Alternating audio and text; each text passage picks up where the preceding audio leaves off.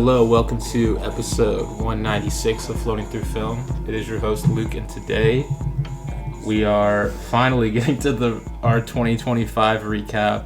A little bit delayed this year, but you know what? It's coming out, so... I feel like it's just like a week behind. It's not that... Yeah, but does anyone care about 2025 now? No, we've already... Everyone's already forgotten about it. Yeah. It's yesterday's news. Your best left in the past. Yeah, whatever.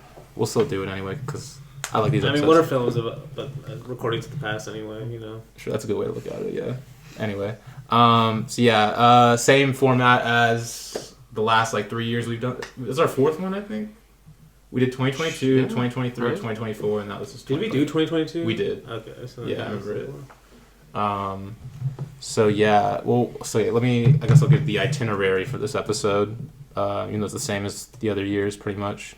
We were going to be saying our least favorite film of 2025, our top 3 new releases of 2025. So both of those are movies that came out in 2025. And then we get into... I'm glad that you clarified that, because I thought the least favorite was just the worst. Okay. Oh. But I do have one from this. Okay, thank goodness. All right. I mean, I want to hear that... If you have what's the worst movie... I don't know if I have one, but... You can say that as well. Because, this is the thing about our podcast is, every other podcast, it's always, the opposite. They're doing the top 10 new releases, and then it's here's a few discoveries we made. Yeah. Oh, it's we don't give a fuck about the new releases. Yeah. Or, we'll give a fuck about them in 20 years, but, for now, we're just No, for the most part, yeah. That's why, that's why our longest list is going to be just our new releases. Which I guess I need to say that. New releases style, especially. But yeah, then we're doing top 5 rewatches, because we like rewatching stuff. And then our top 10 first watches of the year, discoveries. That's usually, the top 10, 25. Yeah. That's the main event of the evening. We might do it if enough of us even watched enough 2025 movies. Yeah, no. Yeah, it's due from the start. No one wants to hear our opinions on 2025 no one gives a fuck. Actually, I care about your guys' opinions. Except for because I did binge watch some 2025 movies. Okay. And technically some 2024 movies, we're counting them because... You gotta get your hot takes out of the way, because you're never gonna get them off again, right? Actually, one of the movies I did, I feel like I might have to pick this director at some point. Oh, interesting. Actually, there's a couple, but that's why there was actually the movies my list is actually I'm kind of impressed with 2025. You can't pick a ton of Okay. I mean, there were some great directors making movies, so that's every year though, right? Exactly. It just okay. Anyway, and then to end the episode, we'll be going through our Letterboxd stats pages, and then doing our 2026 film resolutions. That was a mouthful.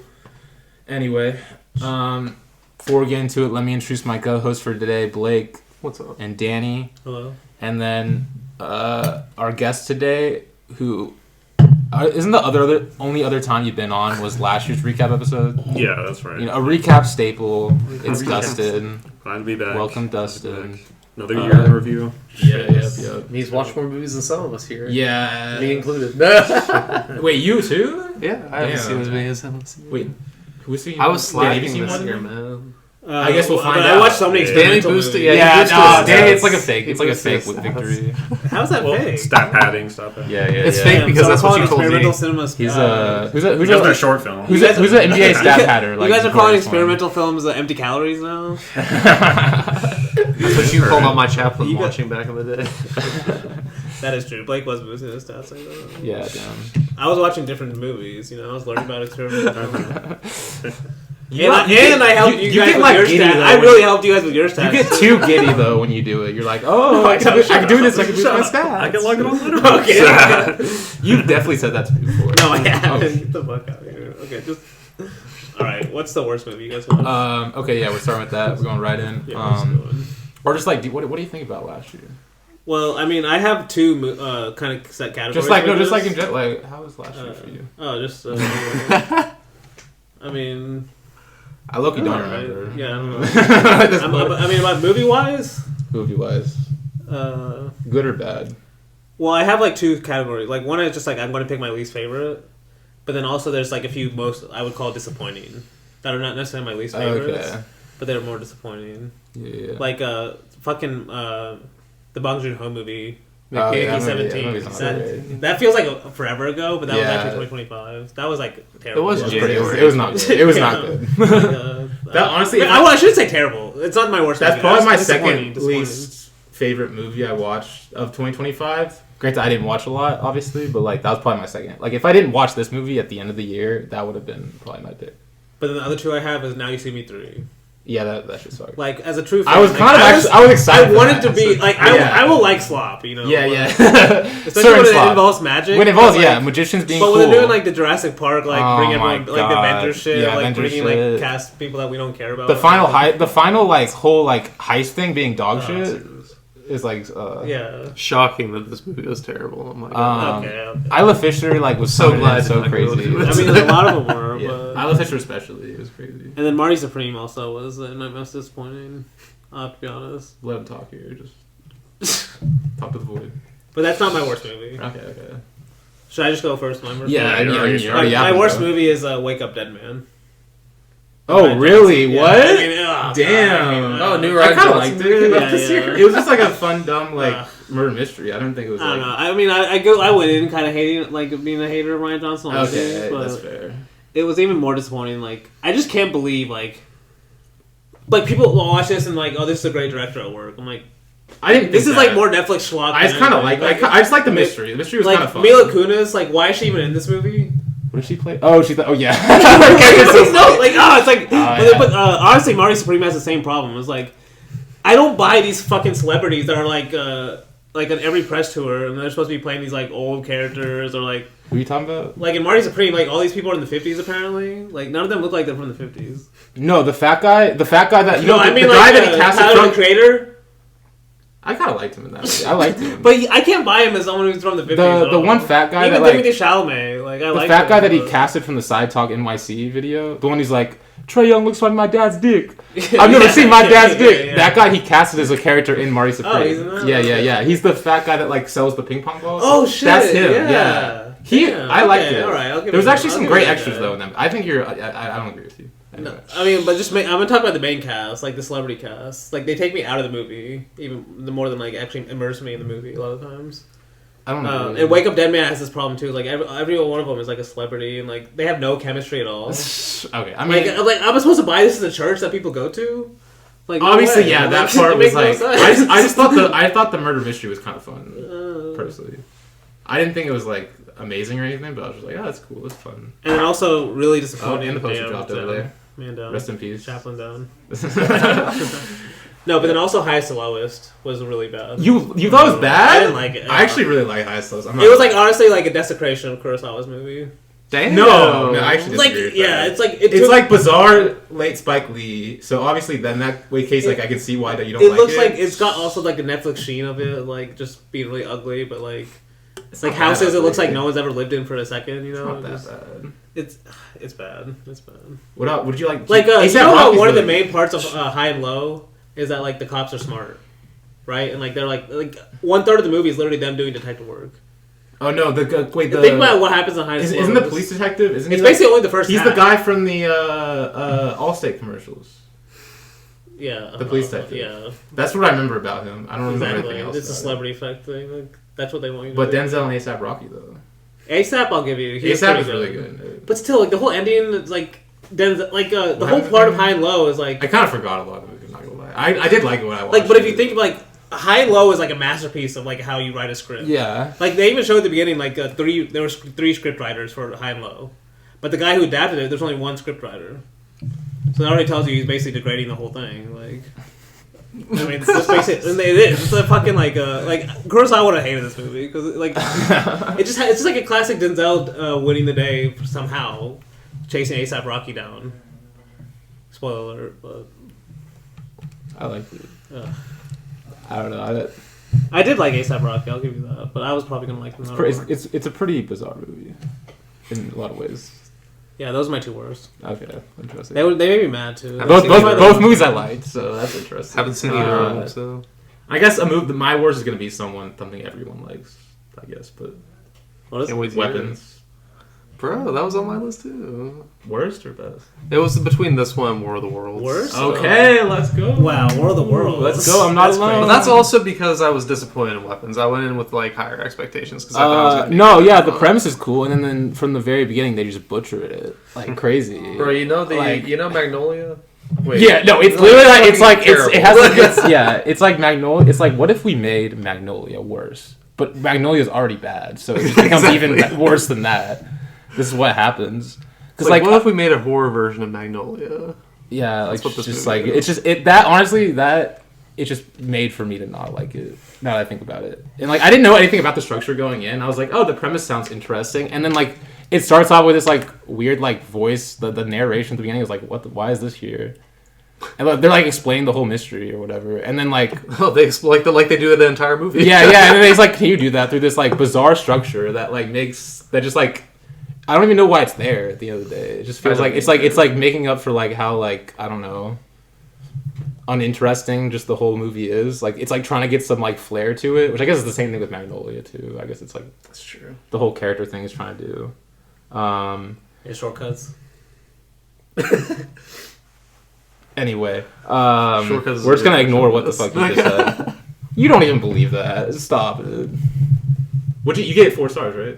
Cowards. How do you remember that? Yeah, exactly. That was a Coward's 4 element. Though. Oh my god. All right, anyway, a lot of bad takes from Danny this episode so far. I We're only don't 10 know. Wake minutes Up in. Dead Man, especially highest lowest, like just make it call it something else and don't adapt the Kurosawa like masterpiece and call it the same movie. Just like, Anyway, like, as I was like saying me. about weapons, it's like also trying to do this like horror comedy thing, but it's like trying to allude to like all these like deeper themes about like the like school shooting stuff and like gun control and stuff, and it's just like it was so I just thought it was so bad. It tries and fails. The whole like the AR-15 shot in this guy is that I rolled my eyes so hard at that shot. I don't remember that shot was so bad. I was like, oh my god, guys, like what are we doing? Fuck that. Wait, Dustin, did you watch this? Yeah, he Yeah, watched this did with you like us. it? It'll be in my. Because I've only watched 3 movies from this year. That's okay. So what number was it though? 3. Okay. Does that mean you liked it though? Did you I don't No, think I only no, watched I 3 don't this think No, year. but did you like it? I didn't love it. I didn't love Okay. it. Yeah. You're gonna unplug this. Just be careful. I'm gonna put my wine on the other side. My bad. We're still recording now. Yeah, Weapon's Cool. definitely a bad movie. My other one was War of the Worlds, which I feel like everyone hates that movie. Danny somehow seen didn't. Danny likes it. Well, that's in somehow. my best worst movie. That's crazy. That's just fucking crazy. I No, seen it. it's more in terms of actually, it's kind of related to my best movie of 2025. So I might save it for that. Okay, save it. Now that I'm No, just we thinking can save about it because I'm fine with Weapons being my worst because I did not like Weapons. So No, War of the Worlds is not a good movie at all, but it's a fun Terrible. movie for how bad it is compared it's to like. fun. Do you mean The It's Steven fun. Spielberg one? No, they Oh. remade it with Ice they Cube? remade it. Oh, yeah, no. And it's It's Okay. got great. you specifically Right. missed that whole like era where we were all Yeah. talking. About. Lucky you. I haven't seen. Wait, you didn't see all the? You've probably seen the memes on Twitter. Yeah, you The might Ice be Cube right. ones. Yeah. That's him. Okay. I'm glad I And then forgot my about other that. one, since I didn't know that these were just supposed to be 2025 movies, I did have Civil War on here because Civil War Oh is yeah, fucking fuck that. ass. That was my Like, least that favorite movie's last year. terrible. That was literally Yeah, my worst yeah, last year. yeah. That's way worse than Weapons, I will say. Weapons at least Oh, is a little okay. better than that, but They're both equally as like I just. I don't think Don't care I that think good Weapons movie at at least all. has something interesting that I could have done, but it has some sort of potential out there. Yeah. Yeah. Anyway, Dustin. My worst first watch of the year has got to be The Last Airbender. okay, very good. This Don't came you like out. that movie? No. The No- Shyamalan nobody one? likes it. Yeah. Nobody likes this No. movie. I thought Danny like said he liked it. No. This came out. What did I give it? No, it couldn't have been high. Nobody likes this movie. I watched it. This came out in 2010, so I was able to dodge it for 15 years. I can Wait, so honestly what made say you watch it now? Kyle picked it for movie Yeah, it was night. a movie. Oh, you don't remember this? Yeah, Okay, yeah. it's so bad. Oh, It's yeah, fucking yeah, terrible. It like usually with a bad movie though, there'll be like some like cult of fans that will say it's not really bad. This is not one of those movies. Like it's pretty much universally hated. Yeah. For good reason. I'll find a way to like it. No, Well, even Shyamalan. I refuse. Shyamalan had to have like Wait, are a you a significant Shy- role in this movie. Are you a Shyamalan There's no hater? way. No, I like Shyamalan. Okay, you like Shyamalan? Okay. We all like. We're a pro. No, that's why I was like worried for a second. No, that's why it's like No, when we rewatch it, I went in being like, I hopefully I can find some Shyamalan like thing to like about There's it. none. That's There's nothing. Okay.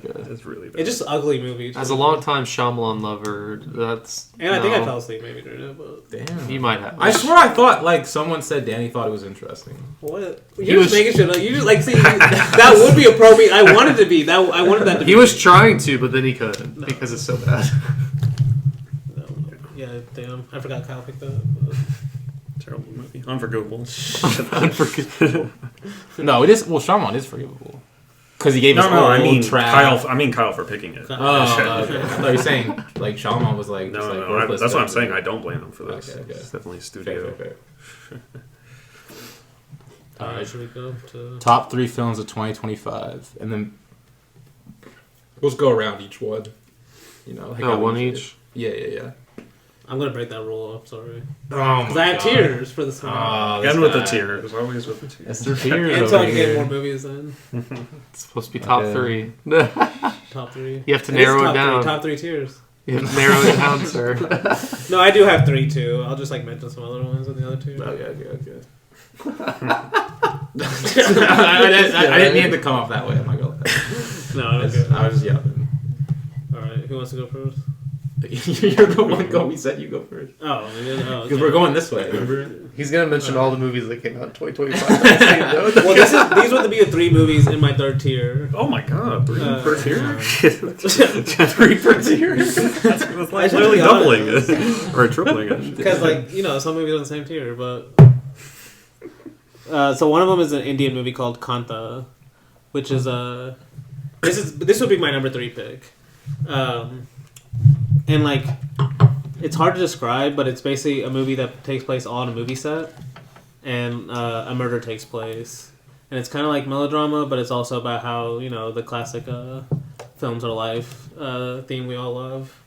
Someone I follow on Twitter compared to like a Revette tragedy. So I was like, oh, maybe Luke should watch it. You know, it kind of has some of the Revette themes. You know, of like, you know, film is and life kind of Like what type? Like what Revette?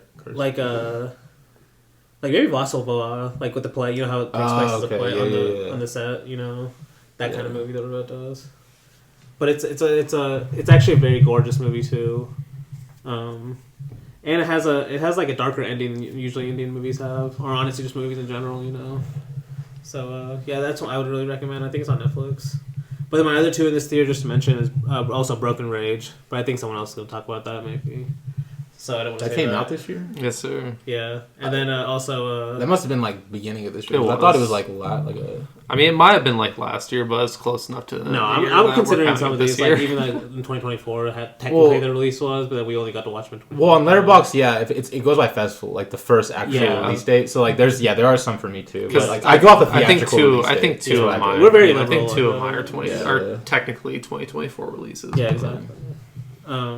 And then also there's this documentary on Netflix with David Attenborough called Ocean, where he just talks about basically how much we're trashing the planet ocean-wise. Always fun And listening to David Attenborough. Yeah, but that it's like honestly it's like probably his most depressing one in some ways because even he's like really sad about it. But it's an important watch too. It's good because also there's like it kind of ends hopeful too because he talks about how like there are some ways like.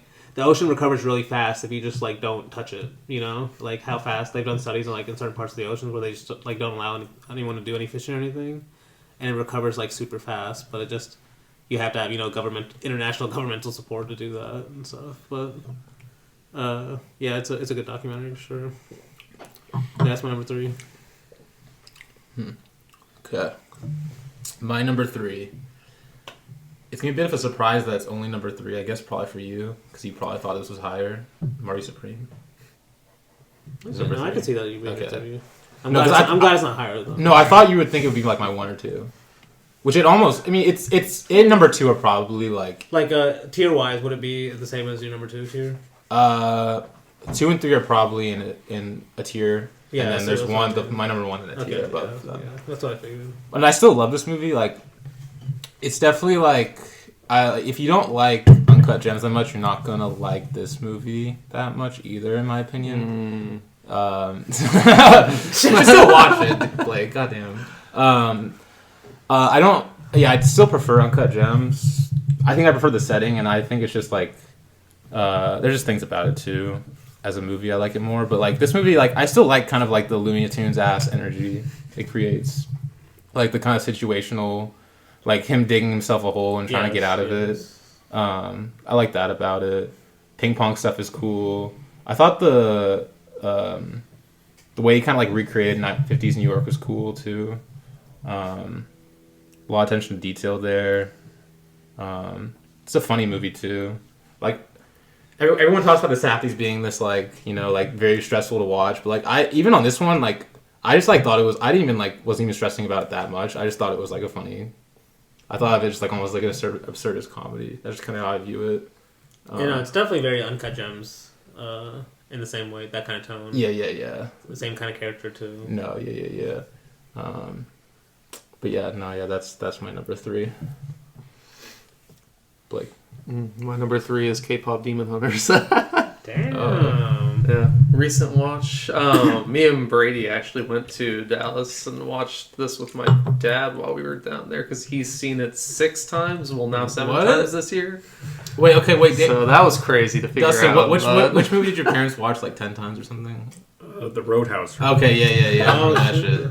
Yeah. So I'm gonna add another one of those. This is close. But K-pop, this one has a really famous soundtrack, right? Yes, and the soundtrack's really good, actually, I will say. No, the movie in general was actually like pretty solid, and I was surprised because I wasn't expecting to like it at all. It seems like a classic But- Danny no rating.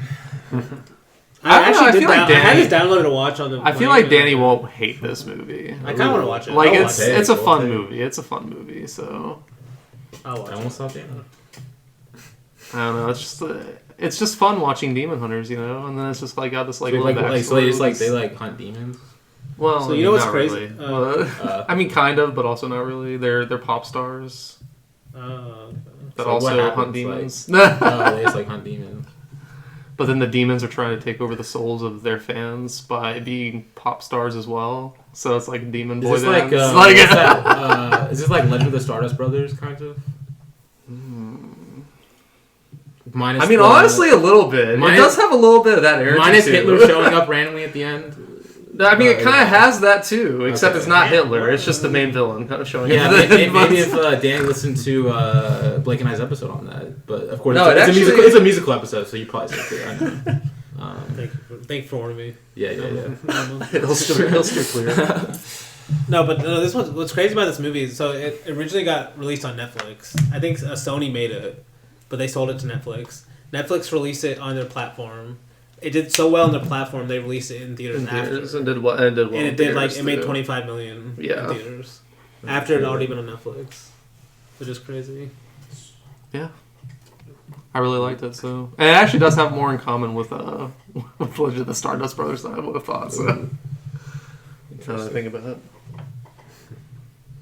Yeah, so like I mentioned earlier, I've only watched 3 movies that came out this year. So this category for Blake is Dustin. The 3 movies I watched this year. Yes. You can still say That's top kind three. of that's almost how it was for me because I haven't seen that much from this year. It's either, still technically so. a top 3. Yeah. Technically, I There are guess. 3. Yeah. But there's nothing like you can't describe them as top because they just are. It's also a bottom. They're all yeah, it's pretty also the good. bottom 3. Yeah, exactly. I honestly didn't love any of them, to be honest. Oh, okay. The one at number 3 that we've already talked about was Weapons. Okay.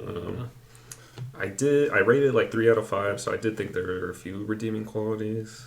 There's some decent horror. I thought some of the horror visuals are moments. like Yeah. at least more interesting than just like a normal like Yeah. schlocky like a bad horror. I just movie. don't care. That's I why it's mean, better than Civil War. Yeah, I mean you don't care about visuals in a movie. Like horror movie shit like that. Okay, horror movies can have great visuals though. I just You don't know, care. especially I with just don't shadows care. and stuff. I don't care about like the fucking like horror shit. Damn, fucking come out swinging as horror. I always do that. It's like my thing. Damn, that is true. I did think there were some redeeming qualities, but as someone who liked Barbarian, this was kind of disappointing. That's true. I did like Barbarian a lot more than Weapons. Yeah, I will not be watching. we know. All right, my number 2. These the movie. I guess I'll go officially call my number 2 is What Does That Nature Say to You? Hong Sang-soo. Ooh, very nice. Great movie. Basically takes place over the course of a day of this guy meeting his girlfriend's parents and just the conversations they have, and then him getting like drunk. Or there's like a great classic Hong Sang-soo plot. Amazing drunk scene. Okay. At the end of the movie. So two things happen basically. I mean, classic Hong Sang-soo things that happen in it. But like, you know, like when I'm like, there's so much stuff. Like every Hong Sang-soo movie, it's like 3 scenes and it's like over. But this one has a lot more because it's a amazing. feature length. That was life changing. Also, it uses like an old camera too, so it has this kind of blurry quality. Just honestly a great movie. Especially if you like Hong Sang-soo. I feel like Danny this is recurring on Danny's list. Yeah, I picked Hong someone. Sang-soo. I picked In Water last year. Oh, but I mean, it's also nice that Hong Sang-soo releases movies. I mean, we just have like Romer working right now. You know, we just have like a modern day Romer. You think he's like honestly, he's different though too. But okay. I guess the other 2 I have in this tier is Juror Number 2, the Clint Eastwood movie. You aren't going to put that. Didn't in that come out last list, year? Damn. You mentioned that last year, didn't you? Did he? It came out at the very end of 2024. I think I watched it in 2025. So. I thought you. I thought you mentioned that last December year. 20, 2024 release date. So, that one is a great movie too. Honestly, we're about to do John Ford. That's like a 40 tradition movie. Okay. Although, like, yeah, I watched it almost like a year ago, so it's hard to remember that much. But Clint Eastwood still's got it. There'll be another Clint Even Eastwood at 90 brought up on this something episode. Another one? Oh, okay, for first watches. And then also Jafar Panahi's movie that came out this year. It was just an accident. Oh, but I would recommend all you guys to watch it. It's a great no, I movie. need to watch it. Just a great movie. Like, it's about his own, like, kind of his own... Because he was tortured in prison for a while in Iran as a political prisoner, so it's kind of about his own experiences too, in a way. And they had to film it in secret. It's crazy they filmed this whole movie in secret, but it's like a... It still feels like a narrative fiction film, you know? Okay. It's kind of crazy. I really liked that one too. So I would say that's all in my second tier. Okay. All movies I loved. Nice. All right, my number 2 of 2025 is The Phoenician Scheme, which we did an episode on. I mean, just another Wes banger. What else is there to say? Wes heist movie. One of his funniest movies. Yeah, I liked it. Ooh, I don't know about that. It's hilarious. It's hilarious. All his movies are funny though. This one is like really funny though. Did you like it as much as Astro City? No. French Dispatch? Yes. It's probably right around the same Oh, as really? French Dispatch, yeah. I like So those like my two. top 2 I like are those two Grand more. Budapest and then Asteroid City. Oh, okay. Same. So yes. I think I like all 3 of those better than this one. This is still a fun movie. Okay, but all those movies are amazing. So I don't think that says is much. true. I don't That know. is true. Maybe I was a little disappointed, that's all. Okay. But I still liked it. Okay. Yeah, I don't know. We We did talked an about it. Yeah, we did an We episode. did But an yeah, episode. great movie. Oh, what do you remember the most about it? Benicio del Toro or Michael Cera. Michael Cera? Oh, true. Okay. The one scene at the beginning, and him in the bathtub, and the music playing, and like Yes. the like Yes. time lapse Yes. thing. Yes. Yeah, the basketball scene. Yeah. Yeah. Why'd you say it like that? No, I didn't love that one. Oh my god. Fucking gorgeous Bad guy. take. man. Bad They were take. degrading the sport I love. Oh my god. Making fun of it. Oh god, this guy. It's like that one tweet of the guy who's like getting mad at the ending of Tar because he's like, it takes a swipe at video games. He's like, I was liking it before it took a swipe at video games at the end. I was like, I forgot the exact wording, but it was something like that. Alright, well, my number 2 is, Danny already kind of mentioned it before, though, Broken Rage. Love Broken Rage, Katano's new movie. Obviously we did our series on Katana this year, but this one did not make the cuts. But that's just because he has so many You hated bangers. it? But No, I'm joking. You literally said no, I like this movie because it's mostly just, it's literally 60 minutes, and it's something completely unique to Katano's like filmography. He doesn't have another movie I would consider like this.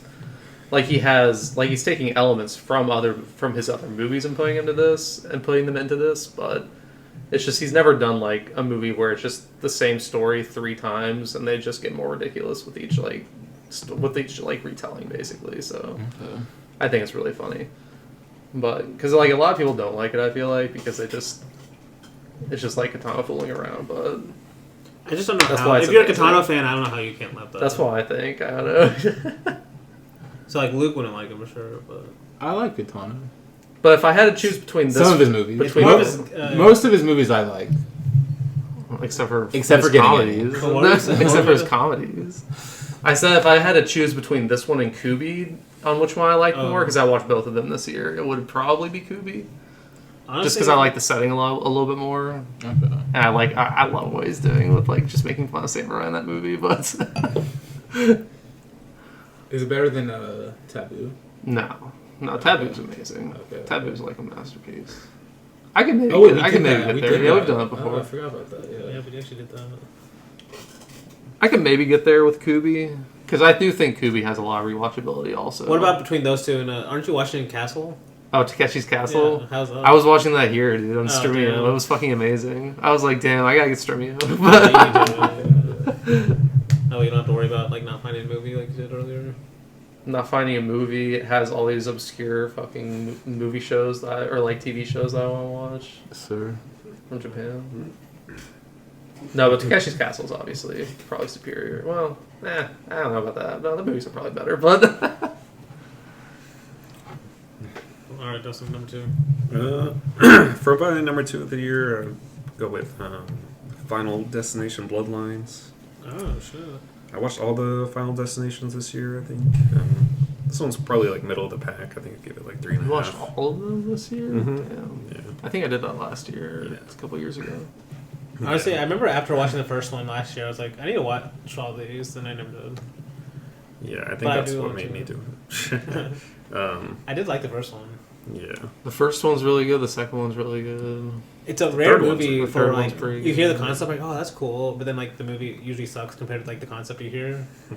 Like most of the time, that's like true with 90% of movies. But Yeah. Final Destination, actually, Or- the first one, I yeah. remember like, oh, I this is think- actually the movie actually holds up to the concept. I think the whole point of them is just like seeing the funny ways people can donate. Yeah, yeah. It doesn't take And itself too this one, seriously. No, exactly. This one fits that mold pretty well. It does that pretty well. I had this one on in the background recently because I wasn't gonna watch it wholeheartedly because I truly don't care. Damn, But- second screen experience. Hell yeah, man! It's Subway just Surfers? background noise, Netflix you know. movies. Yeah. It's just background noise. There were some funny ass things that happened in this movie though. Like I think in like the first 10 minutes, some kid gets crushed by a piano, and that shit's hilarious.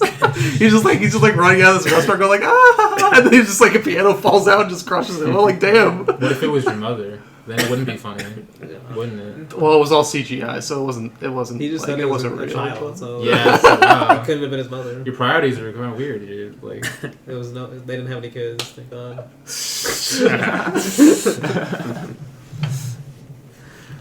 All right, Final Destination. Damn, I wasn't expecting that. yeah. All right, my number one. I know Luke has seen this, and I watched it twice. Caught by the Tides. Okay, Damn. let's fucking go. No, dude, this is a masterpiece. Okay, can I say my number This one's is Caught by like- the Tides too? Oh, yes, shit. sir. Damn, I didn't know it was your number one. Okay. Core. It's my favorite film of the decade. I mean, dude, So this far. is a fucking masterpiece. Oh my And I only God. gave it 4. Yeah, I was saying. I first thought I didn't expect it to be. No, I number one. rewatched it. Okay. I rewatched it because Let's I watched it on the fucking plane. go. I watched it on the plane, and It's the Gio Jonke movie. Was Yeah, it the yeah. classic? Like I watched on a plane. Like I needed to watch. well, it, I was like- tired too by the end, and Okay. I was kind of hesitant about the third act, you know. Yeah. Uh, Okay, I wouldn't call it third act though. yeah. But then I rewatched. I was like, actually, it really fits perfectly. Yeah. Okay. Yeah. And even though have you seen like his other movies? Some of them. So Some of the you ones kinda some of knew- them he's remixing though I haven't seen. The one like one of the ones it's fucking what's it called?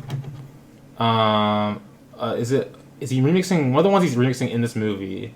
I forgot what it's like Unknown Pleasures I think it's Yeah. called. Oh, Unknown no, Pleasure no. is so good. I haven't seen Yeah, that no, yet. it's from a bunch of his older movies. It's the same Okay. two actors. Yeah. Okay. And he's using like a lot of behind the Unknown scenes Pleasures footage. is so He shot from those movies. Still Life into too. this I've seen Still Life and he was remixing that one too. But so what got me to rewatch this? Like, what director do you think I couldn't get out of my head after I watched it? What director are you? Yeah, again? yeah, Bertov? yeah. Okay, yeah, that makes sense. No, it's crazy. And then I looked it up. He started this whole digital, like when he first started shooting digital. Yeah. He said he wanted to do this project, a man with a digital movie camera, in homage to Bertov. Yeah, okay. In the early 2000s. That's why he has all this footage because Yeah. he started basically filming like behind the scenes footage with his like old digital cameras with the actors. Yeah. In like his main actress is his main actor, and he was going to make a digital movie called homage to like Elijah said the title, Man with the Digital Movie Camera. Oh, okay. Yeah, And then that's yeah. what this movie ended up becoming. Oh my god. And that's why he has all this fucking digital footage from like 20 years. Yeah, It's yeah. crazy. Damn. And it's Sounds basically like like a using Neil the Vertov kind of method of like basically not knowing what you're going to do with the footage until after you Yeah, record yeah, yeah. almost. Oh, and the montage of Yeah, this no, movie. it's a gorgeous movie. Oh dude. my god. It might be. It's like the best looking movie I've seen this Decade. probably. Yeah, probably. Me too. It's crazy. Well, until the new Mallet comes out, It's true. never coming. It's gonna come out next decade. if it ever comes out. No, honestly, it's a very similar approach to Song of Songs. honestly, yeah, I could see which that. I'm going to talk about later. Nah. Of course you are. Damn. But yeah, it's just another Zonke banger. Like a lot of the themes he's See, I like haven't dealing seen his with. other ones. A lot of we need to watch it now. I know. I definitely How do you I guess not we'll get to see that in his film other one? resolutions, I need but- to. He's one that I actually need to keep Yeah, up Blake, with why didn't because you I've watch seen so this? many of his Goddamn. movies. That Oh, I really? Like, Damn, I haven't you seen definitely this need to one. watch this. Holy shit. But like, yeah, it's another one where he's obviously tackling a lot of the same themes, but just the Yeah, way he yeah. does in this movie is just insane. yeah, because it's like Oh a my pure God. documentary. Like, Oh my, well, yeah, kind of. Yeah. It's He like makes with the it narrative too. put into it. Yeah. And Which- she that's doesn't all talk, his that's the movies thing. do, She yeah. doesn't talk the whole movie. Oh yeah, Well, that's oh my perfect. Yeah, God. it uses silent card, like basically almost silent cinema cards and stuff. Damn. It's oh my god, it's so good. And, like I love. Also has this classic like he'll just like film people in some random like nightclub in China and just like all them this like old basically it's like all this old footage he has. you'll hear like the music they list like the popular music. So that must have been there. from Unknown Pleasures, I think. Yeah, there's like a few different film- movies he's yeah. like shopping and screwing. Yeah, it's crazy. But yeah, damn yeah, but yeah, by far our favorite. We didn't movie. even say what it was about, really. Basically, It's hard this, to This say. couple's like a relationship over 20 years, but he goes to 3 different cities in China. But it's like, And I looked at the map. It's literally the first city is in northern China, the second city is in middle China, Okay, and yeah. the third city is in. But Like, it's like, yeah, south there is China. that plot, but like the thing is, his movies always have this like, oh, there's this narrative, but then it's like basically, literally, it's just mainly about like, just like the Well, it's like progress the- of China over the years, pretty much. Well, it's like basically the journey to Italy kind of Rossellini. Yes, theme of yeah. Like, yeah, it's this couple's narrative, but it's more only about filming the environment. Yeah, around the it and environment. stuff, Yes. yeah. But this one takes place over 3 like time periods. Yeah. Damn. Yeah, Banger, absolute banger. yeah, damn, dude. Damn, let's go. Highly recommend. Damn. I guess we'll go to Blake now. 'cause- So that was both of your number ones. Yeah. Damn. Well, I am disappointed in Luke that he didn't have this movie on his list at the very least. Goddamn. What? Evis. It was like 4 or 5. Evis. This is my favorite film It's from the decade four so probably, far. four so- probably. Damn, okay. Oh, wait, okay. Actually, before you say that, quick honorable mention to what's it called? Afternoons of What's it Solitude. called? The Albert Serra movie documentary released this year about like bullfighters in Spain. Great movie. I remember you talking about that. Continue. No, yeah, this is so far my favorite movie of the decade, honestly. Damn. To be fair, I love baseball. I love how laid back this movie is, and I love what it's about. Like, a lot of people have compared this movie to Psy and Goodbye Dragon Inn. Oh. I would disagree in terms of like the form, disagree in terms of the filmmaking. Like, it's not like Psy in that way at all. Oh, okay. But in terms of like the story of just like kind of capturing a place in a moment that's not going to be here any longer, it's perfect. You said Goodbye It's- Dragon Inn, right? Yeah. Okay, yeah, I was gonna say the same. No, yeah, it's perfect. It's like this is it's shot. I mean, I don't know how long it's shot over, but the story takes place over just like one day, essentially. Yeah. Like one day of baseball, and they don't want to give up. So like it literally goes on to the nighttime. Get these great ass shots, great ass transitions. I don't know. I love this movie, dude. And it's just so laid back. Yeah. Just so laid back. Just dudes watching watching each other play baseball, playing baseball on this field for the last time. Ball is life. Ball is life. I don't know. I love this movie though. Yep. I'll be watching it many times. This is one of the only ones I think I rewatched this year too. So Well, no, Dan will never watch it. I mean, I it think sounds I- good. It sounds yeah, good. I think Dan would like this movie. So You say baseball. So I like much. sports. At least. You go out of your way to hate on baseball though. You say you like sports, not baseball. Oh, okay. I forgot. He has his said it, little no? friend over here who like hates baseball too. God. I mean, you don't support baseball either, really. I'm a supporter of it. Okay, Yeah. you just don't watch. I don't watch like any sport except tennis now. Oh, okay. Australian Open soon. That is true. All right. Yeah, my favorite from this year, of the 3 that I watched from this year, was Sinners Oh, okay. Oh yeah, I like Sinners. Yeah.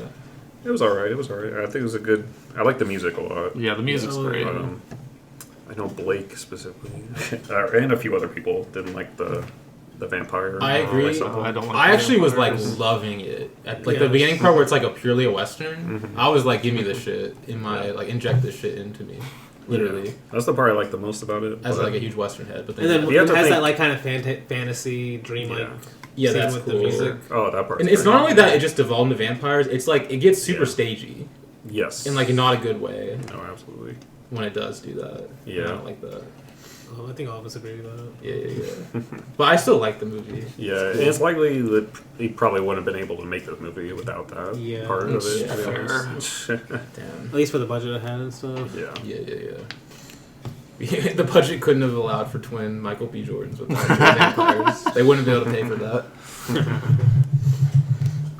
Yeah, no. We didn't review that, did we? No, we No. didn't actually. We did watch it in theaters though. Yeah. I didn't. One of the few. Oh, you did? Yeah. No. You didn't? I was probably working when you all watched it or something. It's fair. I was doing something. I don't know. Alright. Should we go to our rewatches? Oh yeah, so now we're into rewatches. Top 5 rewatches of the year. Just any movie you rewatch, because we all rewatch a lot here. Dustin, you rewatch a lot, right? Yeah, I have a top Okay. 5. Okay. We like that. All right, well, I guess we'll start with the Mr. Rewatch himself, Danny. Mr. Rewatch himself. I meant that in a positive way too. It's hilarious. You're like the rewatch guy. I mean, I now. definitely rewatched the most. Yeah, you're that I mean, guy. all of us should be Mr. Rewatch, though. But you're the We are Mr. the- all Rewatch, of you us know, should like be. you're Mr. Rewatch. I mean, you haven't seen a movie until you've seen it twice, as I said. Exactly. That's exactly what I expect you to say. No, I guess, okay, so my first two for number 5 are... First same- two. Oh my God. Jesus. Same This tier. guy. Some of them only have one movie, but... Some of them, only some of them. Only And have you'll see one. why I have to list them together, because these are the movies I got to rewatch that were in theaters. So that makes them special for that reason. So My Neighbor Totoro, that's like the other pick. And if I had to go with one pick, is Revenge of the Sith. That we watched in theaters. Okay. That was great. That is a In great thea- in theater watch. Yeah, just like... That's a great watch regardless. I mean, yeah, but in theaters, it was special, honestly. Also a very nostalgic movie for me, because it came out, like, I think when I was, like, 6 years I old. still need to rewatch the trilogy movies because like I haven't seen them in like years. Wait, did you not come with us for Revenge of the Sith? No, I was Yeah. definitely doing something. No, it was so good. He was like, I found something to do. So well, okay, that's not. I would have been down if I wasn't. I forgot what I was doing. I don't remember. Like, did you guys both watched it, though? Yeah, yeah. No, I didn't get to. Oh, You didn't go? I You was didn't go in with us? Cleveland. Oh, It was. Joking Noah while it was full. Insert joking Noah. Yeah. Talk about Cleveland. Cleveland. Even we're saying that as like we're from fucking Arkansas. Yeah, Like, I know, imagine but being, like, still, that's bad that you got us. like saying Cleveland's that. a fucking heaven compared to us. Yeah. They probably have like a repertory theater, at least one of them. Yeah, at least one. Maybe not. I don't know. Who knows? Well, LeBron's got to get on that. Yeah, we need to set up a business. It's not meeting as with bad LeBron. as you would think. Yeah, no, I assume so. At least that's like a decent amount of people, probably. Who, if you had to show LeBron a director, which one would you show him? That's You think you'd like Bresson? no. He has a movie company. We know the kind of movies. he Even if you makes. like briefed him on it, you think you'd like? I don't know. Like there are different Like, athletes. Bresson, let me tell you about Notes on a Scimitar. No, like gotta I go think more contemporary. no, they did this with the Cavs. The Letterboxd top 4 with the Cavs. And I think it was Jared Allen that actually had a pretty good list. From what I Okay. remember. Like he had Fantastic Mr. Fox. maybe Bresson will love Fantasia because Like there are certain NBA players. I know Brooke Lopez has some serious. Oh knowledge. no, he likes Rio Bravo and Tokyo Story. He did Yeah, no he's like feature a one night. Criterion head. He likes Godzilla, I'm pretty sure, too. Yeah, like he actually is a ball knower for sure. But Okay. there are some NBA athletes for sure. I feel like you get them on like the Bresson train, but it's definitely not. Rob Lopez, come on the pod, bro. Yeah, true. Damn. Gotta get an NBA player on here. That'd be a crazy episode. Wait, how did we even get on that? I don't know. Revenge of the Sith somehow. Was it because of that? Yeah, I think so. Talking How about did we- LeBron. You brought up He came LeBron out, somehow. We were talking about Cleveland. Oh, Like, Yeah. There we go. We retraced it. Found it. All right. Damn. All right, what's your number 5, Luke? My number 5. Honestly, both my lists, like, for the exception of one on my top 10, the first like 1 or 2 are always something we do on the podcast.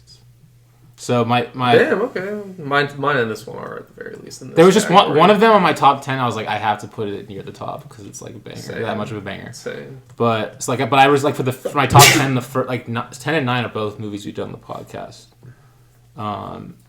So in my top 5 rewatches, my number 5, Broken Blossoms, directed by D.W. Griffith. Did an episode on this. Really, honestly, really. Sorry. This was one of our best episodes of the year, probably. We should think about what is our favorite episode we did this year. Just we could think about that and do that later. Anyway, I loved going over Getting Any again after watching that masterpiece. That was probably one of my favorite episodes of the year. You know, yeah. This fucking guy. they're one of the worst Toronto episodes. hero. Gosh, the episode felt like it never ends. It's crazy. Oh my god, that's just a masterpiece. Specifically the part with Getting Any. That was great going over that again. His best movie. His best movie? Type. It's not his best movie. Oh, okay. So yeah, it's like a fake best movie. You're Tier like, 1. That's tier. okay, anyway, Broken Blossoms, D.W. Griffith. Great, amazing silent film, formative film. You just like you're seeing basically like with any Griffith movie, you're seeing like narrative cinema kind of being born. And then this movie, I don't know. It's just I don't even remember a lot of like the way he used like the geography of the movie, or just of the mise en scène, and the narrative is really interesting, and just like obviously his just editing in general is just amazing, especially in the context of the time it was made. But yeah, listen to our episode on that. We go pretty in depth, but great film. You guys liked it too, right? Yeah. Okay, cool. Yeah, I remember liking Broken Blossoms. Nice. So my number 5 is going to be The Enigma of Caspar Hauser. Actually, What's that? it's one of Herzog's movies. One of his old movies. Yeah, one of his old movies. It's not a documentary, obviously. It's a fictional film. But I rewatched some of Herzog this year because I was entertaining maybe doing him for the podcast, which I still am entertaining doing him eventually. I watched this movie this year. But did you? Yeah. Did you like it? I don't remember. Damn, this guy. What'd you give it? I don't think I rated it. Damn. Oh, shit. That I means just he gave it didn't a watch heart. That means he didn't watch it. He didn't like Bruno.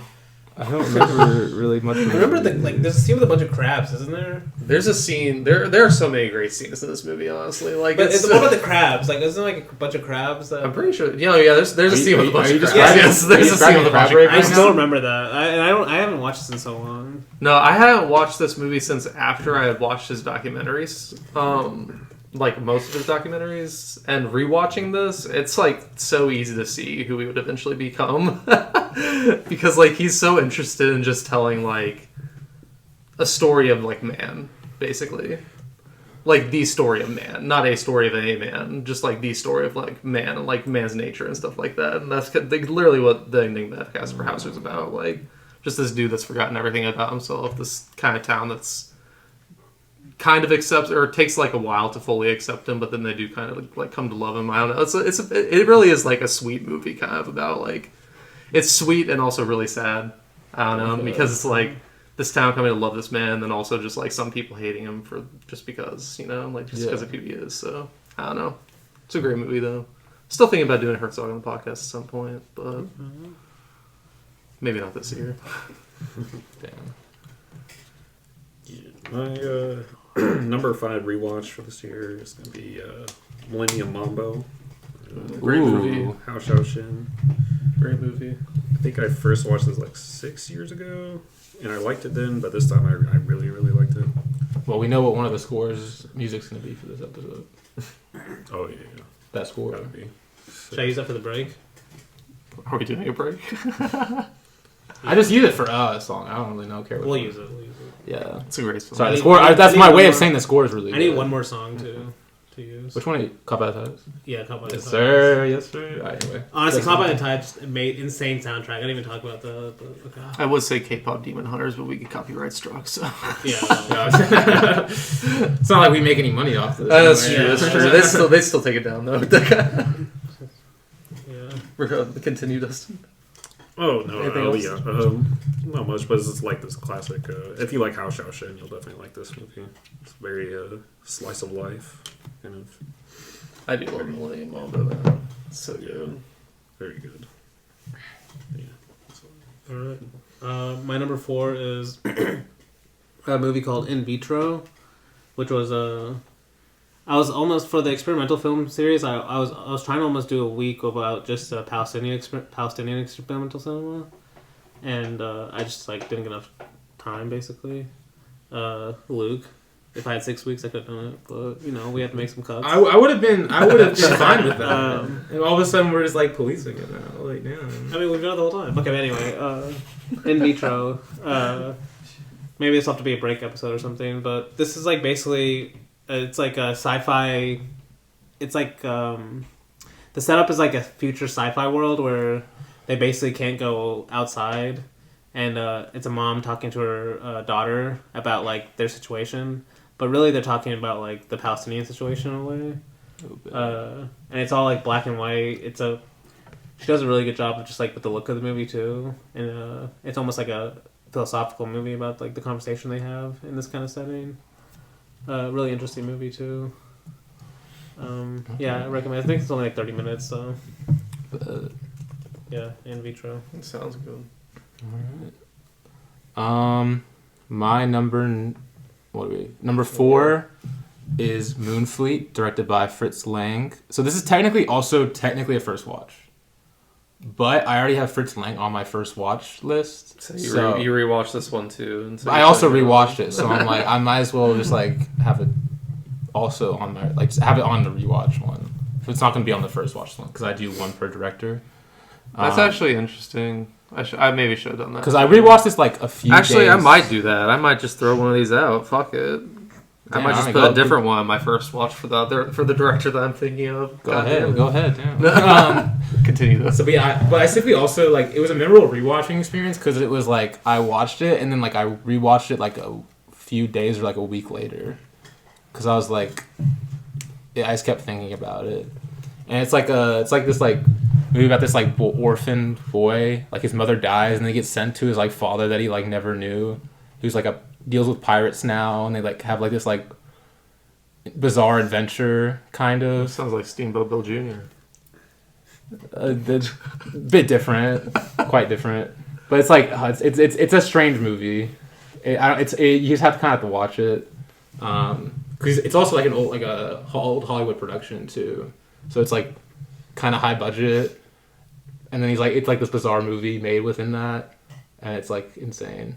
So it's like pirates and shit. So like of course that's cool as hell. I like it. Definitely. I think it's definitely an influence on like Noroi and Rivette. Oh, I remember you saying that on the podcast. Did I say? So I probably mentioned Moonfleet actually, yeah, because this is right around the time when we were doing the Rivette series. I watched it and rewatched it. Yeah, you definitely mentioned it. Great movie. My number 4 is also a movie. It's a movie that we did on the podcast as well. It's Legends of the Mountain. Legend of the Mountain, not Legends of the Mountain. Legend of the Mountain. Okay. Yeah, we obviously talked, I feel like, a while about this one because it's a great movie, but finally rewatched it, obviously, at Luke's behest. And he forced us to. But long enough. Great movie. Yeah. Great movie. Lot of not stuff. his best movie, though. I still will. I would agree. Touch Zen is like untouchable. But that's true, untouchable.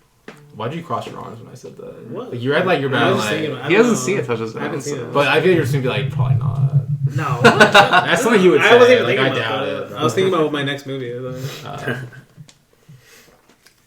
Okay, what's your number 4, Dustin? My number 4 is going to be Escape from New York. Great movie. Yeah. Great movie. I swear this movie's been brought up like the last 2 recaps. I don't know. Really? I swear it's been like mentioned before. It's possible. I mean, it should be. I mean, it's just that Carpenter always gets brought up, so like that's maybe what I do have one later in my list that I know we talked about last year, but no, this one I really liked. I think it's one of the great action sci-fi films of the 80s, for sure. I bumped it up from like a 4 to a 5 on this watch. So It's inspired so like much, dude. Yeah, really good. Alright. My number 3 is probably my favorite Coen Brothers movie, A Serious Man, that I rewatched this year. Honestly, Great movie. A super funny movie. And I love the kind of like it's I guess like technically I think it's inspired by Job in a way, but it's also like Jewish mysticism too. But and I love the themes of the movie about the like this kind of like dumb guy, but he's trying to figure things out, but in a way like the answer is like there's nothing to figure out in a way, like. There's just mystery in the world, like honestly, something I kind of believe in deeply. So, but it's framed in a very funny way, and also the reason I actually watched this movie in the first place was actually I forgot to mention it. This would be tied for my favorite movie, but it's not technically a movie, so I didn't mention it. It's called it's this like video presentation that the cinematographer did, named Steve Yetlin, called Debunking HDR, which is basically like him talking about how HDR is like kind of it's basically like a format that's like lying to us in a way compared to like the old formats and like it. But isn't film lying to us? No, but in terms of like what it markets itself as, be able to yeah. like it's a better quality, better version of SDR, which is like the old kind of format. And his whole argument. It's a long thing, but during that presentation, he uses A Serious Man as an example, like how great that movie looks, even in it's just SDR, it's not HDR. Yeah. But like it still looks, especially the whites in the movie are gorgeous and stuff. And I was like, oh damn, I need to rewatch this. So I rewatched it more to like for Roger Deakins almost, because in that presentation he talks about how like basically it's like one of the best looking movies he's ever seen. Talking about Deakins, So that's why I rewatched it. But then I was like, damn, this is actually a great movie. Like, like just like I just like love the story of the movie, and the kind of like Job, but it's also funny. I mean, even the original story of Job. Job's funny. Yeah. God was probably laughing. No, and also, the ending is still very kind of mysterious too in its own way, which I also love. It doesn't try to tie things off. So. Don't they all just die? Well, no, it kind of ends on a cliffhanger in a way. Yeah. I guess it's like it was like a tornado. Yeah, a tornado approaching the school. Yeah. But I don't think the dad is there, just the cut child. So you could read it as like Job lost his children, So that thought to happen to him. But yeah, really funny movie. Also, great looking movie too. He was right about that. I haven't seen it. Oh damn! Yeah. Shit. Well, that's the ending. So. I really wasn't paying attention. I mean, Danny doesn't ruin the movie at all. Really. No, it doesn't. I mean, I don't really care, personally. I feel like we don't on this podcast. Yeah, I mean, if your movie's ruined by a spoiler, then it probably wasn't good to begin with. Yeah, that's for the most part. Maybe there's, I don't know.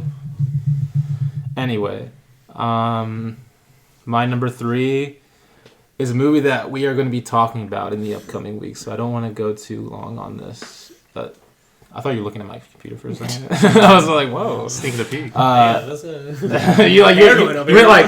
why so I was like, whoa. Why do you care if I see it? Like, damn, don't get spoiled. Are you watching we want your authentic reaction. Wait, he's using someone else's list on Letterboxd to do his own. You pull up Felipe Picardo's like, yeah. Oh, yeah. I love this random Brazilian movie. Yeah. The Quiet Man, directed by John Ford.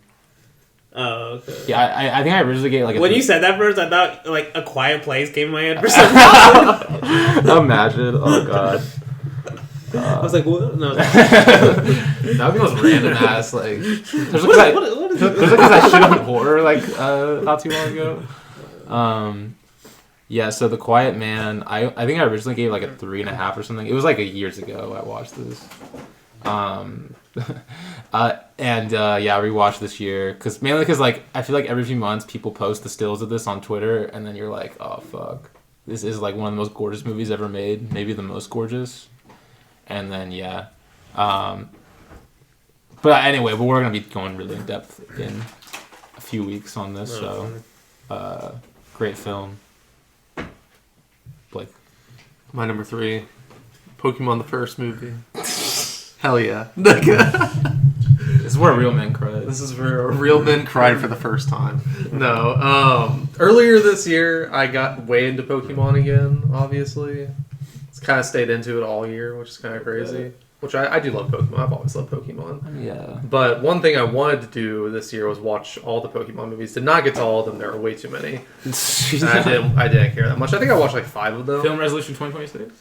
I mean, I'm still gonna watch some this year for sure, but I started obviously with Pokemon the first movie, and Is this the best one, you think? yeah, Okay. 100%. I mean, maybe not. I do love the Celebi one too. It's the one where like Mewtwo is like talking and shit. Yeah. Right? Okay, yeah. It's the one where he turns everyone to stone. Oh, okay, yeah, and then like Pikachu like cries. Pikachu like dies. Or no, Ash dies, and then Pikachu Yeah, cries. Pikachu, no, he gets turned to stone. Right? Yeah.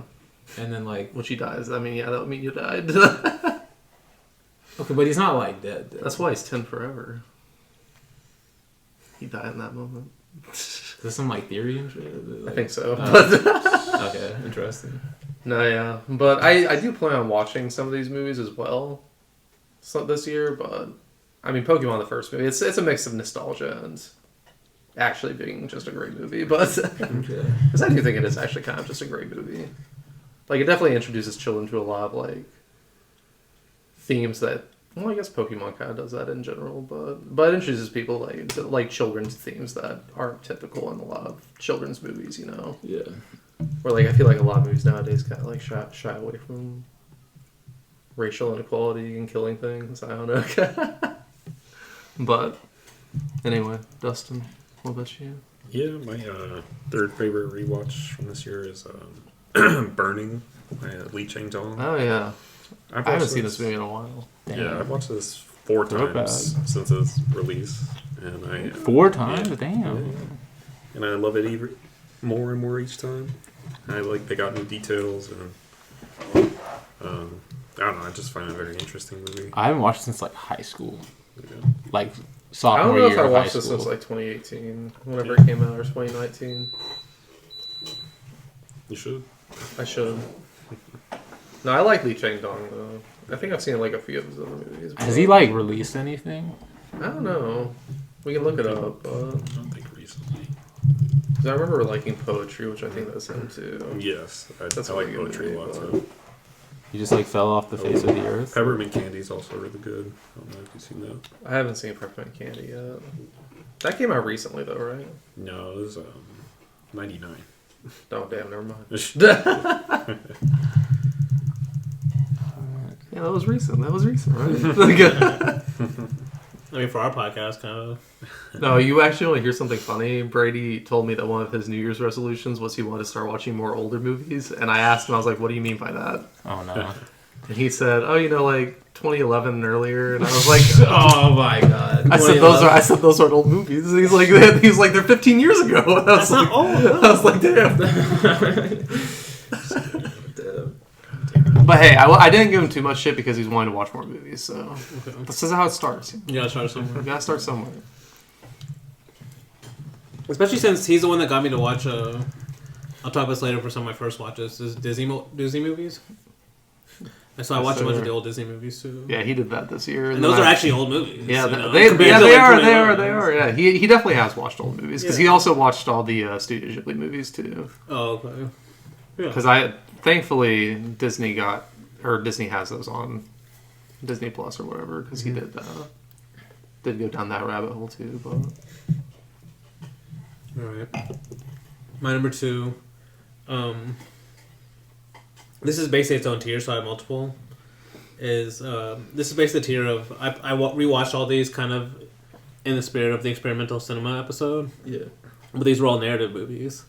So 2001: A Space Odyssey, Traffic, Uski Roti, Monty Claus movie, 24 Frames, Kirasami. But then if I had to pick one, is Song to Song, the Mouth movie. Yes, sir. I mean, just honestly, I Maybe was the saying, best Mountain movie. honestly, it might be. That's why I have it this high, is because like it used to be probably my second or third tier Malik. Yeah. But then watching it this time and You might like it more than Thin Red Line.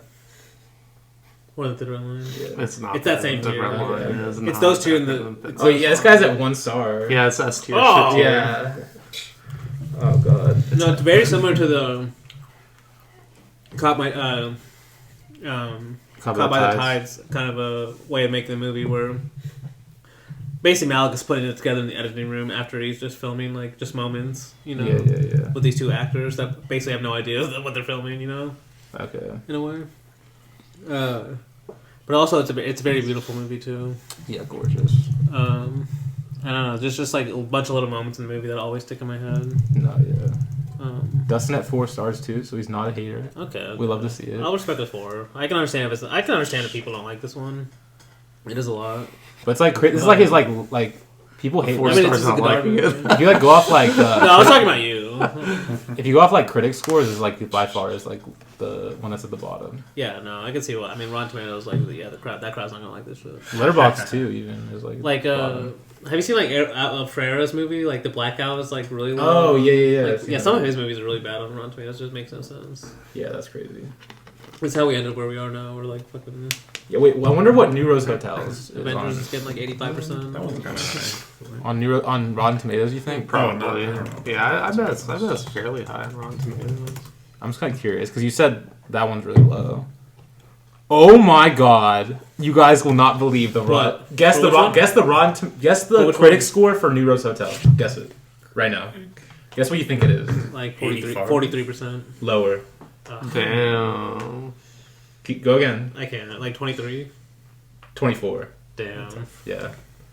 That's what I'm saying, dude. Like, What the hell? oh my god. That's crazy. I was trying to be like maybe like 40 or 50, and then I'd be like, that's crazy. And then 24. Jesus Christ. You guys 80s. So I was like, fuck, you really overestimated Rotten Tomatoes. Yeah, I overestimated the critics. Yeah. My bad. You should never do No, that. what song to song? Oh god. Song to song, Rotten. Either way, This is the first time in like a few years I've used Rotten Tomatoes. I think. Like I never never trust used it. Letterboxd more than Rotten Tomatoes. Even then, I very but 43% for Oh, song okay. to song, 36% audience. Oh, No, well, it's I mean that's kind of a compliment too in its own way. Yeah. Honestly, yeah. Audience will any slop up. Like what's the audience score for a Minecraft movie? Oh, probably way too high. Minecraft. This is a fun game. movies. What's the Rotten Tomatoes These score are my for this? people. These are my people. Or is like They laughing at should- people? Is that like 84% audience score for Minecraft movie? I might watch that soon. It got added to Prime, Might as well. I actually kinda do watch need to watch I watched it. some of it at work. Someone was playing it. Okay. My brother seems was like a perfect- my brother was perfect watching on the work plane, and I movie. was watching him watch it. It was really bad. I still want to watch it though because I feel like I need to. It looked like I had the Marvel movie problems of like a bunch of actors just standing in the center frame and like just awful CG around them, in the distance. But Minecraft. But Minecraft. That could make it good. Who are we at now? Whose turn is it? Yeah. It's Luke's turn, right? Yeah, Luke. What'd you I just say? said song to song. Oh yeah. You did. Great. My number two is Silver Load, directed by Alan Dwan. What? No, I'm just kidding. Like Load and like the cowboy thing. I think we had this. I think you brought this up on the podcast. I said the same thing the last time. So we Yeah, I can did. I think I continue. did We actually. can Yeah. continue. I For forgot. first watch, maybe. No, because I No, gave we it need like a I gave it a previous 3.5 episode. last year, Uh-oh. so it definitely was not. And then I rewatched it this year because like I was wanting to watch more Alan Dwan, which was an unsuccessful thing I did this year, and I needed to rewatch this movie because this is like this is one of his like most talked about movies because like Alan Dwan's like a lesser known like Western like director from like Hollywood, and this movie it's like about this guy. He's like it's like kind of like a Red Scare movie where it's like he's accused by like of something he didn't do, and like the top townspeople are like after him, and it's like basically this like real time movie where he's like having to like avoid like the authorities and like just like the people of the town like who want to like like want him dead basically, while also trying to like clear his name. He needs to avoid the silver load.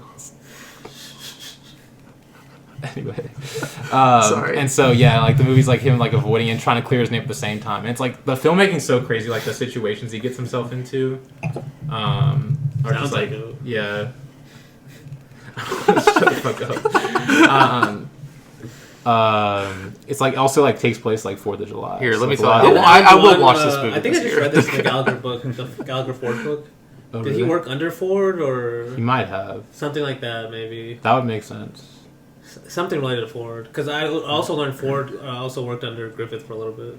I didn't know It was that. crazy. You should have started off by saying this movie was only 80 minutes. Damn. Oh yeah. That's true. Um, That's like a huge selling point. Like that's one of the biggest selling points for watching old movies compared to like you get a fucking Marty Scream that's 2.5 hours now. I knew you were about to say my screen too. That's crazy. One battle after another is also like 2.5 hours. Yeah. The Silver Loke is Yeah, but it's like just like the ways he like had. It's like honestly, in a way, it's kind of like a Mario Supreme thing where he's like he's digging himself a hole and he has to get himself. Well, he's not digging. Well, he kind of is in the movie. He usually has to get out of these like absurd situations, and the movie's just like a repeated kind of like scenarios that's kind of like about that just like repeat throughout the movie, and it's really cool, lovely, fantastic movie. Did I mention it's a Western? I probably did. I don't think you did. Okay, it's a Western. Yeah. I think I derailed it too fast. Yeah. We started talking about like loads and stuff. But I will watch this movie this year. Okay. So- I will keep you that. All right. Good. My number 2 is a movie we also did on the podcast, Yugetsu. Oh. Bet. Putting it this high because it actually did lead to one of my film resolutions. So, but honestly, Mizuguchi. I mean, obviously, this is kind of like spoiling one of my film resolutions. But I haven't seen a ton of Mizuguchi, and watching Yugetsu again, I was like, I really need to remember This these. guy became you became a Japanese film expert without watching Ozu or Mizuguchi. Skip over some of the greats, get to some of the like people. You still haven't lesser seen. known people. You also still haven't seen. He hasn't seen Obayashi. No. I've seen Obayashi. What's the highest very rated movie on Oshima. What's the I haven't seen a ton of Oshima. I've seen. What's the highest rated movie on Letterboxd? The Japanese Harakiri. Harakiri. Is that what it's called? Yeah. Okay. Yeah. Who's the director? Kobayashi. You Still I haven't haven't seen seen that. a lot of Kobayashi. I mean, Japan has a lot of stuff. It's crazy. But he hasn't seen Harakiri. The fact that he hasn't seen that's crazy. I'm saving it. Have you seen it? Yeah. Oh yeah. Everyone's seen it. I feel like. It's pretty I didn't even watch it after Nakadai died. So. I'm Damn, saving you it. watched it. I didn't watch anything after he died. It is crazy. That's like one of the highest rated movies on Letterboxd. I mean, it's a great movie. But it's just like It is kind of random though. I do. Well, agree. it's because it's like a very Japanese topic. Everyone like loves that idea of. Like, But even then, I feel like there's like better. There's that's like not. more. But ones. that's like the only reason it's popular, basically. I mean, it's still a great movie. No, this though. Harakiri is like a Japanese thing. What? Oh my It's God. also a great movie. What? It is a great movie, but why is it that high on the Letterboxd popular? It There's is- a lot it of is- great Japanese movies. Like, why is that the one that's like? It is- Kobayashi's not even popular. Like, what's his second most watched? Human movie on Condition, Letterboxd? or So or is no, that even- even- is that even gonna be Quieten. close? Quieten. Will that be even close to the? Quieten's probably not. Harakiri? Quieten's probably Most of his close. movies are pretty high I've seen rated. Quieten, so I mean, just haven't watch seen it like Harakiri. blogs. Although on it Letterboxd. has the fact that like he has it really popular has led to some people trying to like weasel him into the big three. And I'm like, come on. Why do you say it like that? Weasel Because I mean, come on. Like, I like he's got- Kobayashi, but like, I mean, because there's only a big one, really. Ozu. Kurosawa. all right. Oh, come on. Let's not go. Mizuguchi deserves to be right by him. I love Mitsuguchi. I do need to watch him this year. That's one of my resolutions. Spoiler alert. Damn. Hey. Oh, actually, we okay, got Dan, another Dan, you were actually similar cooking one. with the call. No, out. I tried not to leave any of my top rewatches that we did on the Alright. podcast. Danny, all right. So Harakiri's at 250K. Guess what the next one's at? Which is Quieten. like 75K. Damn, it was 78K. Damn. Yeah. My finger on the pulse. How much does Pulse have? How much does Pulse have? Pulse. Yeah. Why'd you Wait, think what's of this pulse? called? You said finger on the pulse. Oh, finger on the. Okay, damn. Like you meant that little bit. Finger on the pulse. I said finger on the pulse. I have my finger on the pulse. Oh, I thought you were talking about the Kiyoshi Kurosawa. No, that's what he was talking about. Yeah. I was like, mine what does he was have to do with the- that? yeah. Like, I was like, oh, you meant literally. Oh, okay. Okay, let's go to blue. I mean, Let's go to Dustin, yeah. Number 2. My number 2 is McCabe and Mrs. Miller. ooh, Oh, banger.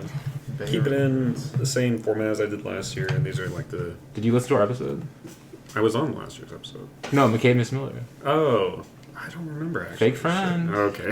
Gosh, my series too. That hurts. All right. That hurt me. I'll have to go back. I'll have to go back. Okay, you better. I will say, like, that's the Alden movie I need to rewatch the most. My Okay. California Split. I've seen that one a couple times. I've only seen McCabe. It's my like favorite once. Altman movie. Which we talked about that on the episode. It might be his best, like, grandest, you know. Some like, people best looking- actually a best lot of people looking. would disagree about it being his grandest. What's his... What Nashville, a lot of people would Oh, say Nashville. Shortcuts, Oh. but I do think You're losing them. McCabe Miss Miller The is- snow alone is, like... I know. I agree with you. I agree with you. Shortcuts, I can't really see. I can see Nashville argument though, but yeah. Nashville's definitely big. Okay, but yeah, Dustin. But yeah, no, great soundtrack, great dialogue. You know, he has a unique way of doing that. The Leonard Cohen songs, which aren't even made for the movie, but like I know. fit like you look at the lyrics and you're like, damn, like this is crazy. Very, yeah, like early 70s, late 60s type music, but it fits really well with the movie.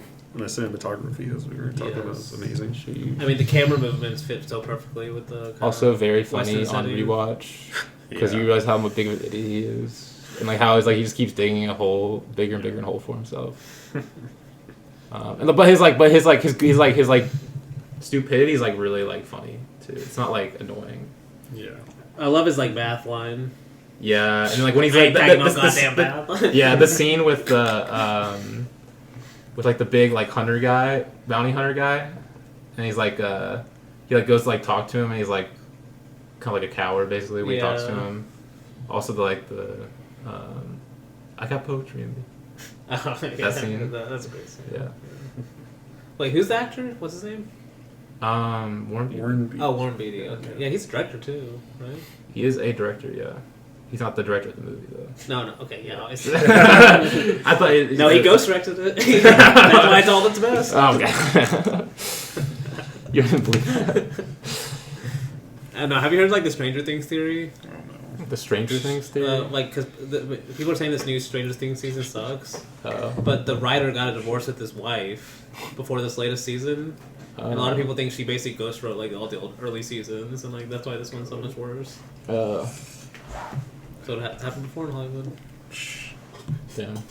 That's the first time those two movies have been brought up or things have been brought up. I was thinking that too. Like that's kind of in like the same conspiracy. breath. Anyway. All right, my number one. Well, actually, my number one is always the two same because I try to rewatch them every year. Is Large John. This guy. Oh my god. I like But, it. I like it. I My think number this one's movie- Bear Tomorrow. My number one might join these two movies is Tokyo Twilight. I think it moved up the most in my Ozu. You already love that movie. Though. I did love it. Like yeah, a lot. But it's like, I think it's either my favorite or second favorite Ozu movie though. Damn. Probably second favorite after Good Morning. early summer. Good Morning's not out there? I mean, it's probably... Good Morning was your favorite at one point. I mean, it's always shifting, but this one is just amazing. Especially Danny like... only likes Good Morning whenever he can go on a list for him, so... Wait, maybe what? he has to really Damn, so. that felt What personal. list was that? Ooh, I don't know. It's the comedy list. Oh. Yeah, favorite comedy, there we go. Yeah, Tokyo Twilight's not really a comedy. That's actually It's why... quite I mean, opposite. to relate, like, that's kind of why I love it is... It's Ozu's most, like, melodramatic movie, for sure, probably. But also, like, yeah, I mean, that makes it his darkest, too. But that's kind of why I love it, is because Ozu is more known for his, like, you know, kind of even-handedness, you know? It's kind of like, you could say more neutrality.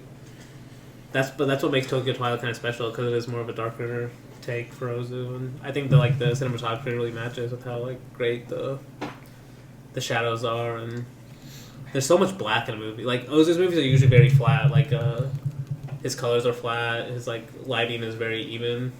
So this one is, like, very different for him, where he's actually, like, you know, using a lot of the shadows and darkness. Yeah. Just a really great masterpiece. All right.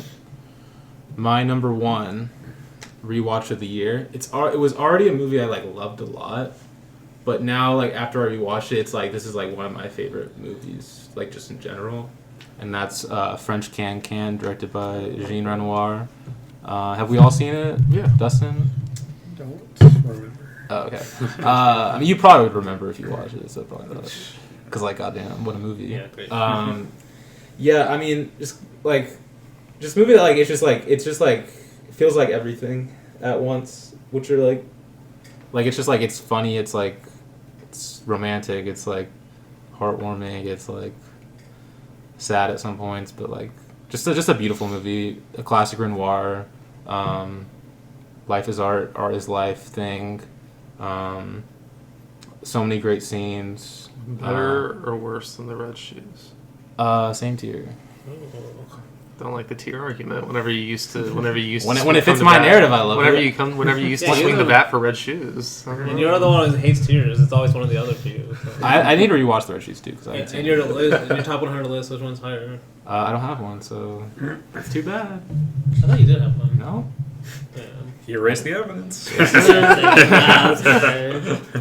No, but French Cancan, I agree. It's a great movie. I mean, It's a great unbelievable. movie. Unbelievable. Might be Remore's best. It's up there. There's like Rules of the Game, Golden Coach. Yeah, there's a few up there. And he has a lot of bangers, yeah. Yeah, it definitely has the same Renoir theme. Yeah, as the Golden Coach. Like, Also, the Renoir, also Rivette theme I was talking about with the. Oh, yeah. I think I rewatched this for Rivette because Rivette has the.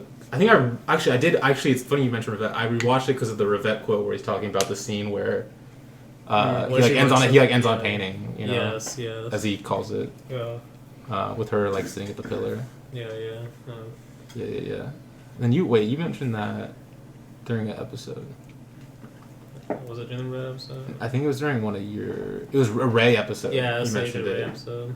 Yeah, because like you Basically said, ending on a painting. Yeah, Yeah. it's like most people start on a painting or something. Yeah, His scenes usually end on a painting yeah, after the characters move around. yeah. But yeah. Yeah, that's my number one. Blake. All right, my number one, one that I did on the series is Throwdown. Mostly because I hadn't seen Throwdown since I first watched it way back in like 2018 or something, I don't think, until watching it again this year. Which I already had loved this movie, obviously, before, but whenever I rewatched it, I was like, this is like, it might be Toe's best movie in some days, I guess. Because it's still so hard for me to choose like a favorite Toe movie, but Like you say, when you say toe movie, just like it just sounds funny. you know, which of these Toes is best? If no one knows who Johnny Toe is, they're gonna be like, "What the hell is he talking about?" Our special guest, Quentin Tarantino. There's We're talking about Toe movies today. Yeah, classic. But yeah, I mean, me and Danny had a long discussion on Throwdown about why it's one of my favorites. Oh at the yeah, I very left least. midway through that. You did. Yeah, you were like falling asleep. I was dying. I don't remember why I felt that way, but yeah. Hated the movie. No, great. It's a good movie. No, it was a good movie. My favorite rewatch from this year is Miami Vice. Interesting. Okay. You talked about this last year, I Yes, think. this is the one that came up last I year. did. Yeah, But I he did. asked me if I liked it. I was like, oh, I need to rewatch it. And I did. Yeah, because you two were like shit on it. I wasn't a big I fan. but definitely need to rewatch it. Yes. Yeah. So it's bumped up from a 3-star to a 4.5. Oh, so it's not a big five? jump. Is that That's your first Three reaction. to 4.5 isn't a big enough jump for you. But that movie's so good though. The soundtrack, Oh my god. and the cinematography, like some of the shots of like the ocean and the sky are just like some of my favorite like shots ever. Honestly, So many great. Just everything's so good about that movie. Yeah. Nothing bad whatsoever. If you think there's anything Why did I bad, give it 2.5 you're then? Why do you think I gave it 2.5 the first time I watched it? Because you're just wrong, dude. I did watch it in 2018 or something, so it was long. Oh, you'd like it a lot more Oh now. my god. Yeah, 100%. The I textures. don't even know. Just like I can't imagine Michael Mann making it 2.5. the textures alone are just like. Yeah. Honestly, it's like it's a spiritual kind of like. It's like the brother film of Tenet, in my opinion. Oh, that's In terms of like how I Tenet's watched, like how I that's enjoyed- one of the negatives of the movie though. It's an ugly movie, like ugly looking. Oh my! All right, see, I don't want. We've done this argument like 5 times. I'm tired of it. I'm not talking about the concept of the movie. No, no, the no, action no, is no, great. no, no, no, no. It's just like if we're talking about like Michael Mann is a man. It's like, a great looking movie. I don't think Tenet. Nolan actually cares about his movie. Tenet's a the way great they look looking that movie. much, Tenet's a honestly. great looking movie. Like outside of the For what it's filming going on for, it's IMAX great theaters. looking.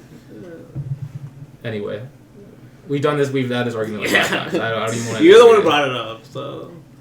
Yeah, not for you to shit off. Let me cook. It's because like Michael Mann, like, because we like he's honestly like John K. In terms of like just using digital images. Yeah. Because everyone just like worships. Like, It is the film a. look. I like it. I but think it looks better than Tenet. If you like, want me to, I'll give you. That's that. why I would hope so. Because it's Michael Mann. Like every Michael Mann looks better than a Nolan movie. So I'm just Interstellar. sorry. Interstellar. I mean, yeah, that's a great looking movie. I'll be honest. That's his best looking probably. Or The Dark Knight. But, We don't care about that. I don't know. Yeah. Yeah, we don't bring it up on this Yeah, podcast. no, we never. Yeah. Not. It's not like it's not a recurring thing. We always bring it up. Also, there's a Michael Mann reference in Marty Supreme too, right? when they're at the cab. You know, in Thief, when in that car lot with the lights lit at night. No. You know that shot? It's a famous shot in Thief. They kind of reference it in Marty Supreme too, where he's like at the. It's a similar kind of shot. Michael Mann's still influential. Oh, yeah. I mean, yeah, that makes sense. Who's the actor though? Colin in Miami Vice. It's Jamie Foxx and Colin Farrell. Colin Farrell. Yeah. Damn. I like They're Colin. remaking it too. I'm pretty sure. Apparently. Oh. Yeah. Is that a good thing? I don't know. We'll see. Well, actually, Michael Mann is making a Heat too. That okay. All right. Now we're cooking. That could be good, hopefully. I mean, I still haven't seen Ferrari, so like I need to watch that too. Yeah.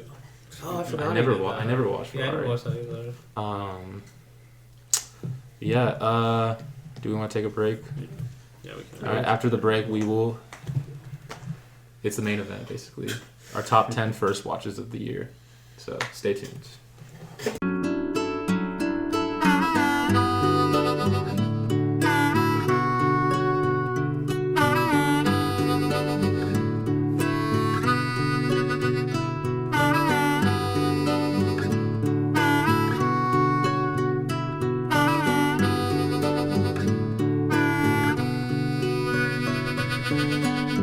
傍晚6点下班，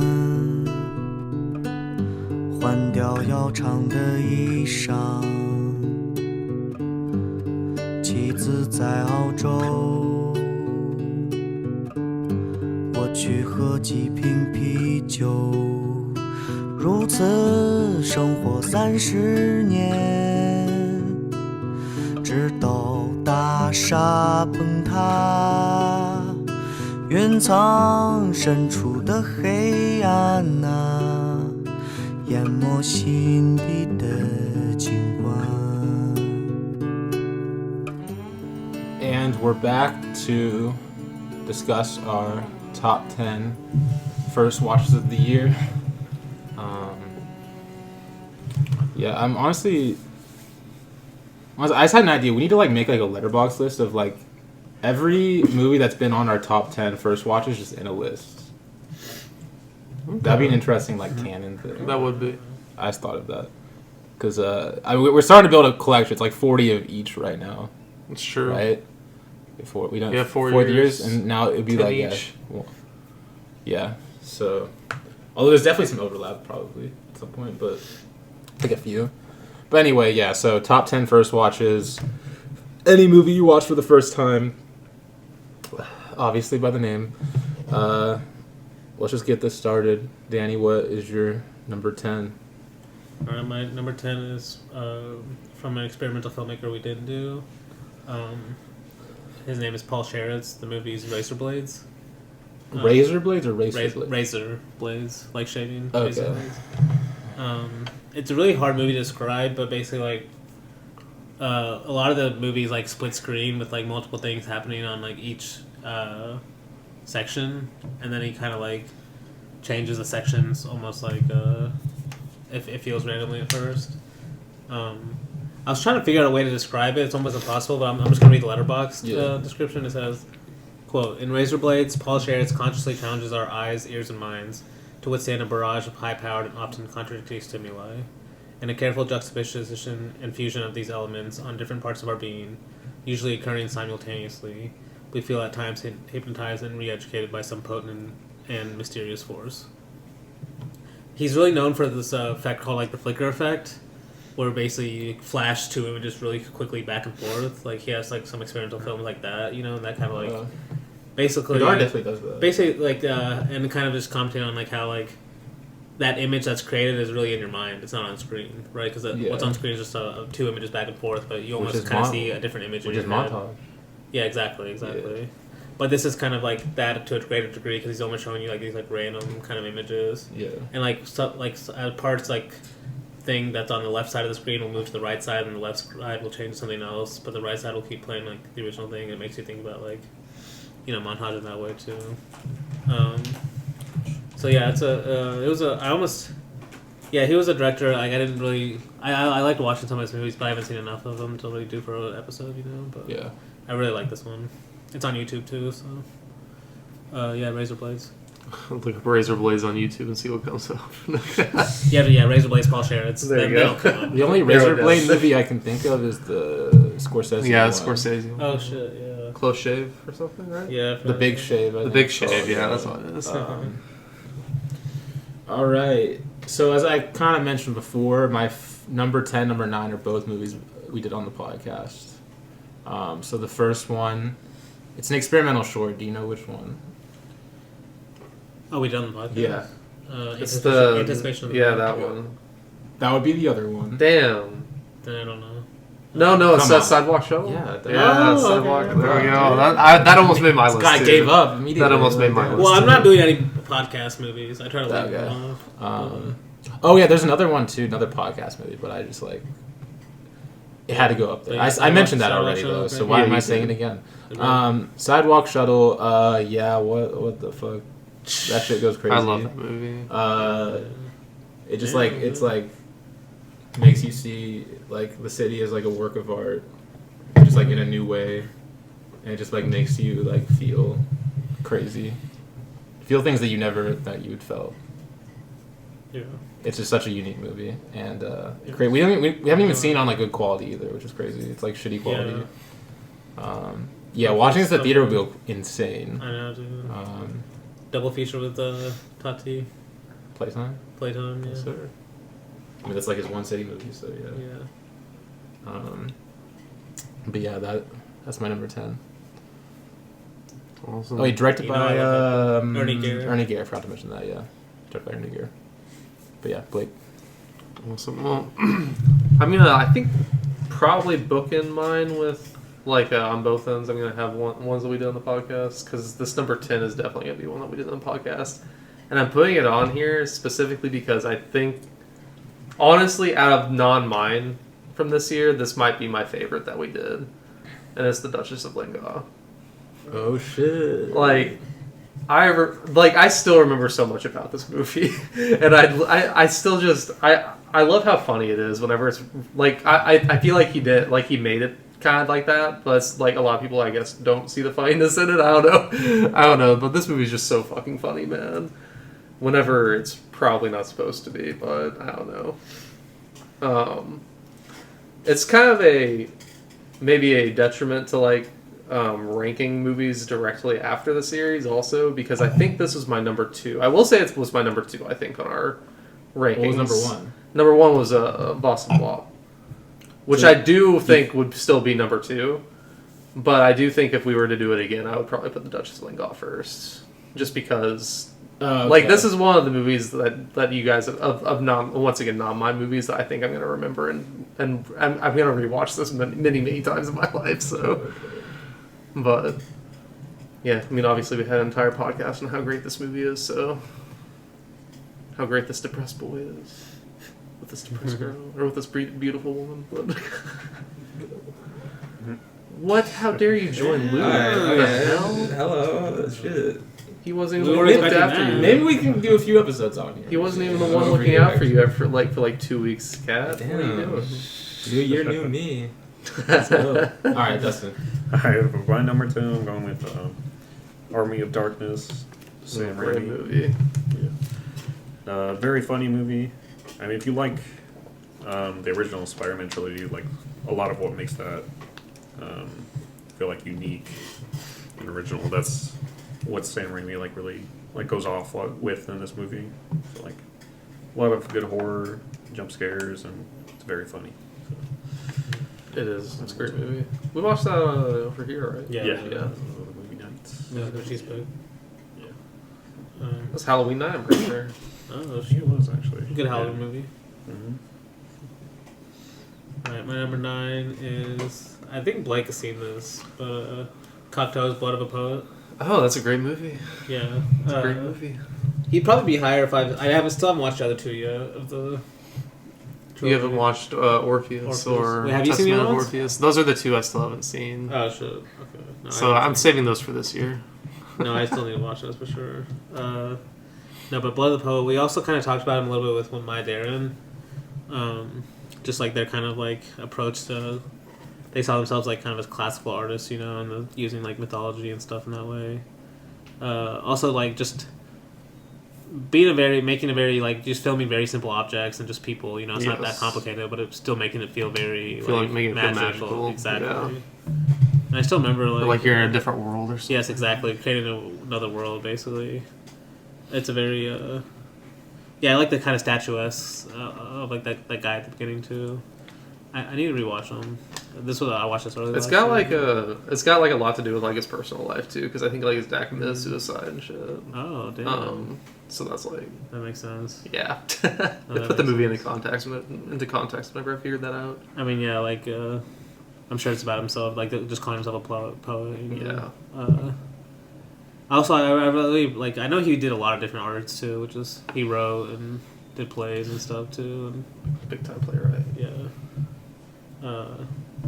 Yeah. Blood of a Poet. Great title. Amazing title. Alright. So my number 9, as I said, we did this on the podcast, but it was just Danny and I. And that is True Heart Susie, directed by D.W. Griffith. Was this last week, technically? Technically, yeah, I guess it was last week. Although it was last week's episode. For us, it was like a month ago. Damn, recency bias. No, I'm kidding. That was my second watch technically this year too. Oh, so I watched it earlier and then I watched it again. Oh, you watched it. But yeah, I mean, just like a great movie about a guy who doesn't see that what's right in front of him, I guess is the best way. And it's just like Griffith using like kind of like the narrative devices just like kind of perfectly in my opinion. The way he kind of weaves in the story, his editing. You can copy and paste what I said about Broken Blossoms to hear about Griffith. This one's it's not as brutal as that one. That one's quite brutal, but that one I do remember being brutal. But yeah, no, great movie. Highly recommend. Well, my number 9, Kitano making another appearance on this list. I did have Kubi. That's my number 9 favorite new watch from this year, which I talked about this briefly whenever talking about Broken Rage, but I do really love this movie, honestly, and I think it's going to grow on me a lot the more I watch it. I don't know if I brought this up off air, probably was, but it reminds me of The Wanderers. I think it's a Kon Ichikawa movie that I've seen. Just like taking what is considered like the most chivalrous type of people, like the samurai, and showing them for kind of who they are, you know, or who like just anyone in this time period would have been like, you know, like just people like trying to live just like every era. Like they aren't some like chivalrous men that you should look up to, and he's just kind of showing that. Like in that way, it's kind of like taboo, I guess, but just definitely done in a way more funny way. But. Yeah. Was that technically 2025 release too, or 2024? What was? Kubi? That was 2023, right? Oh shit, okay. Let me look. I can verify. The years are mixing together, huh? Yeah. It's 2026 already. Yeah. Weird. Yeah, 2023. Alright. So probably late 2023, so early 2024. We would have counted it. For my number 9, I'm going with Sorcerer. I still haven't seen this. See, you watched this on one of these, right? I do really like it. Okay. Yeah. William Friedkin from like 1977. It's like a remake of an old movie called The Wages of Fear. Yeah. If you haven't seen that, it's basically like the same plot though. It's like 4 men that are like exiled to this like South American town. Well, they're not. They're like they work. They're all outlaws. So yeah, I guess they are outlaws, but they're like running away. Yeah, exactly. Right? Yeah. But that's different from like exile. Exile is like they like force you to go to another country. But like Napoleon was exiled to that one island. I see your official exile, man. It's like implied exile, man. If you're just like abandoned, you know. I don't know. Yeah, I see what you're saying. Anyway, but it's basically about the lengths that people go to like get themselves out of like a situation like that. Because they're like transporting like dynamite across like a jungle terrain. Yeah. So I love how very high tension, high stakes. I love how dirty that movie is. Yes. Like you like dirty. You feel dirtier after watching it. Yeah. It's like one of those movies. Yeah. And the fact that they like actually did all this shit in that movie, like Friedkin literally fucking, you know, like the scene with the car on the truck on the bridge. Mm-hmm. Yeah. Like he actually like fucking did that shit. Yeah. Like, he's a madman. Yeah. R.I.P. Right? Did he die this year? That was like a couple years ago. Was it a couple years ago? Or was it this year? I don't think it was this Maybe year. Was 24. it? Was I it? think it was I think it was recent. It was 2023. Damn. Yeah, that's what I was thinking. Damn, I was like, all our years blend together. for y'all. Still, not me. sorry. Not That's me. what happens. This is what Honestly, happens for when how we get much I older. love his interviews and stuff, I haven't seen his movies. Damn. His interviews are classics, though. Yeah. Damn. The one like him just making fun of Nicholas Winding Refn. Yeah. That's a classic one. Actually, what happened to him? Is he still doing movies? I don't fucking know. Or I is he don't in really the care about him. Prestige So. TV game now. Does he do that? I mean, I could see that. I can see that. Nicholas. Let me look at this. Nicholas Winding Refn projects. Let's see his Why most did you just recent. look up on Letterboxd? Because what if it's a TV show? True. They have TV shows on Letterboxd, Luke. Not like all the time. Yeah. Oh, he has a movie releasing this year. Oh, okay. His last movie was 2016. But he actually did. He directed 3 TV shows apparently. Since He then. also directed Circus Maximus, the Travis Scott. He directed that. Yeah. Clyde's Scott. Oh, I didn't realize he was the one. I forgot that existed. I'm not gonna lie. I remember like hearing about that Is it not good? when Utopia was coming. I haven't seen it. Also, it looks like he co-directed it because there's like Yeah, Harmony Korine. a million directors. Desperate in a Way. Oh, okay. Yeah, Travis Scott. Damn. Our next canonized director, Travis Scott. Yeah, I just totally forgot about him too. But yeah, Friedkin. That's the only reason I brought him up. I gotta say, like, yeah, I don't really care about He him. making fun of him. What is like Friedkin's other movie? He did French Connection, right? Yeah, I haven't seen Didn't that. do The Exorcist. Yeah, he did that. Oh, Exorcist too. Yeah. Yeah. Great movie. Those are his probably 3 most popular. But I know he had a long career, right? Oh yeah. He's got like some low key bangers people love. I think he has high key bangers people love. Well, yeah, that's Like what that's the just one- like yeah. French People, Connection. People was would another rather big die one. for Sure. freaking. I feel like. oh, he did the 12 Angry Men remake. I didn't know that. Interesting. Whose turn is it? Danny's. My number 8 is I don't think you guys have seen this, but I was trying to get you to during horror month. Is Curse of the Cat People. Oh, The Cat People yeah. sequel? I haven't watched that. I remember you Honestly, telling it's- us to watch this. So Yeah, it's honestly so good. I low-key forgot you It's- told us. With a rewatch, I might put it on the same level as Cat People. Damn. No, I'm serious. You're putting a Robert Wise movie on the same level as Cat. I mean, it's he's got some great movies. I like Robert Wise, but I'm saying like you liking Robert Wise is well, kind of the thing crazy. is, this is more. This is something we learned. I try to describe on that episode we did. Is it's more Val Lewton okay. movies. Even Turner admits how much Val Lewton influence he had early on in his career. Because like Curse of the Cat People has the same kind of aesthetic of like low budget, just using a bunch of shadows to create tension. But it has this little girl that's almost like an Alice in the Wonderland kind of type girl, where she's like just like not scared of anything, but just like wants adventure in a way, that kind of attitude. But also it has the same kind of like dark like. Basically, like she's like she's basically the spiritual mom of the little girl is Irene in Cat People. Even though technically she's the mom of the couple that it ends with how Cat People ends with that happy couple. yes. After Irene dies, How dare him? their daughter is this girl, but she They basically fucking had a kid. She Yeah, deserves. that's She what deserves this- this curse. Damn. I mean, I guess that's what the curse is, because that's what the movie's about. So we know what side Blake's on.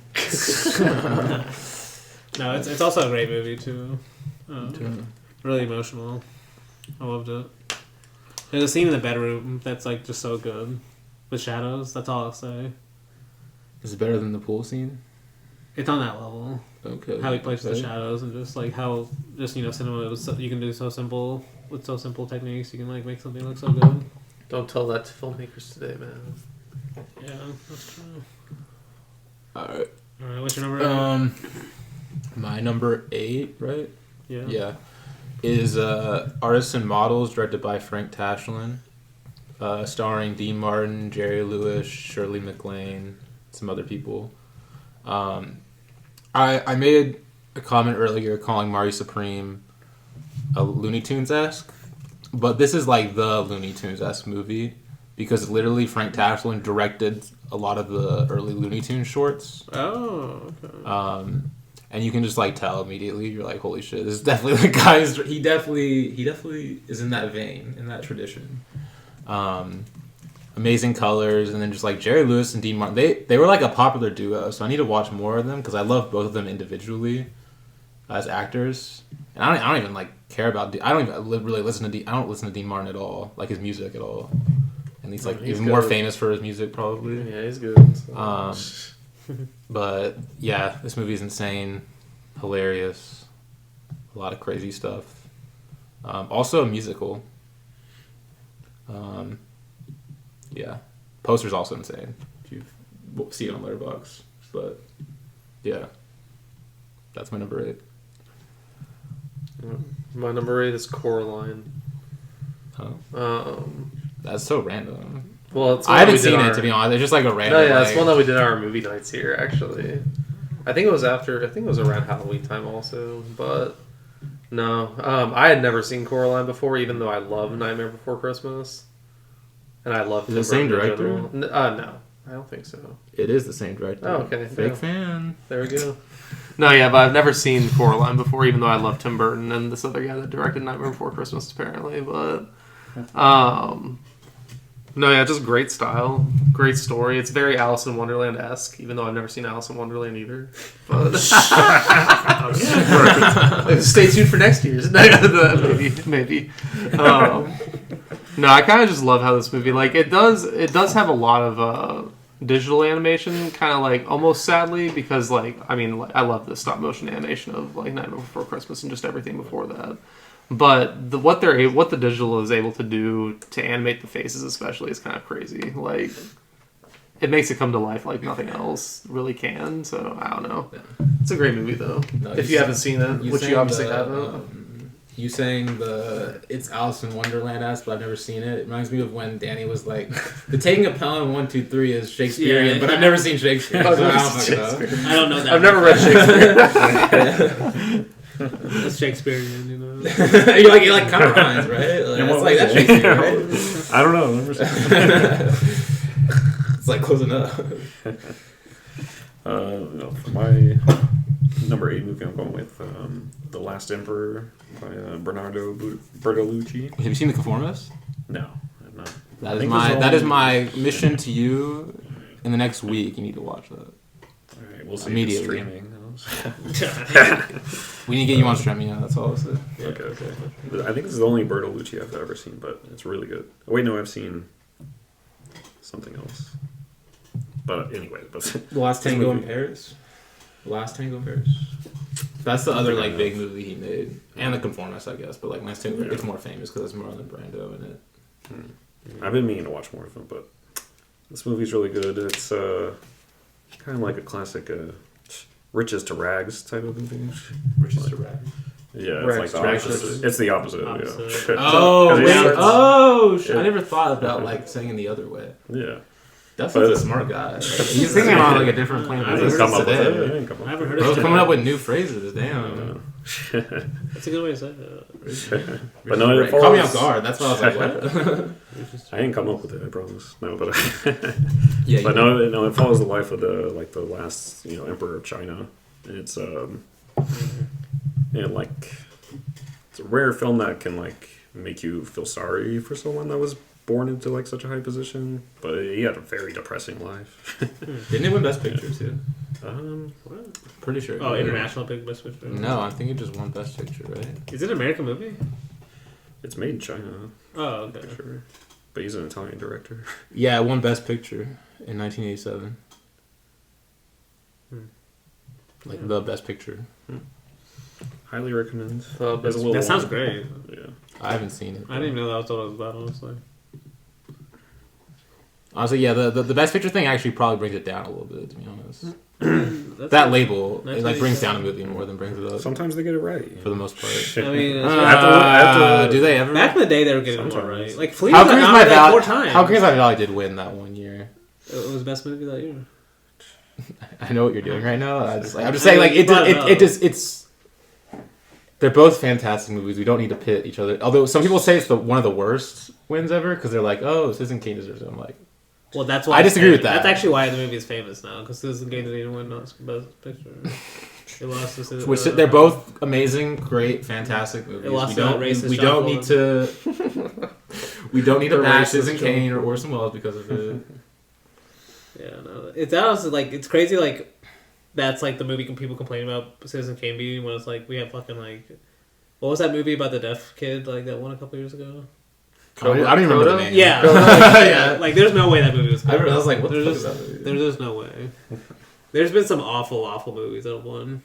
But the thing is, like in 1987, they only nominated 5 movies, so that already higher the quality a little bit. And then the other thing is they changed the voting body a few years ago, and they just like let in way more people.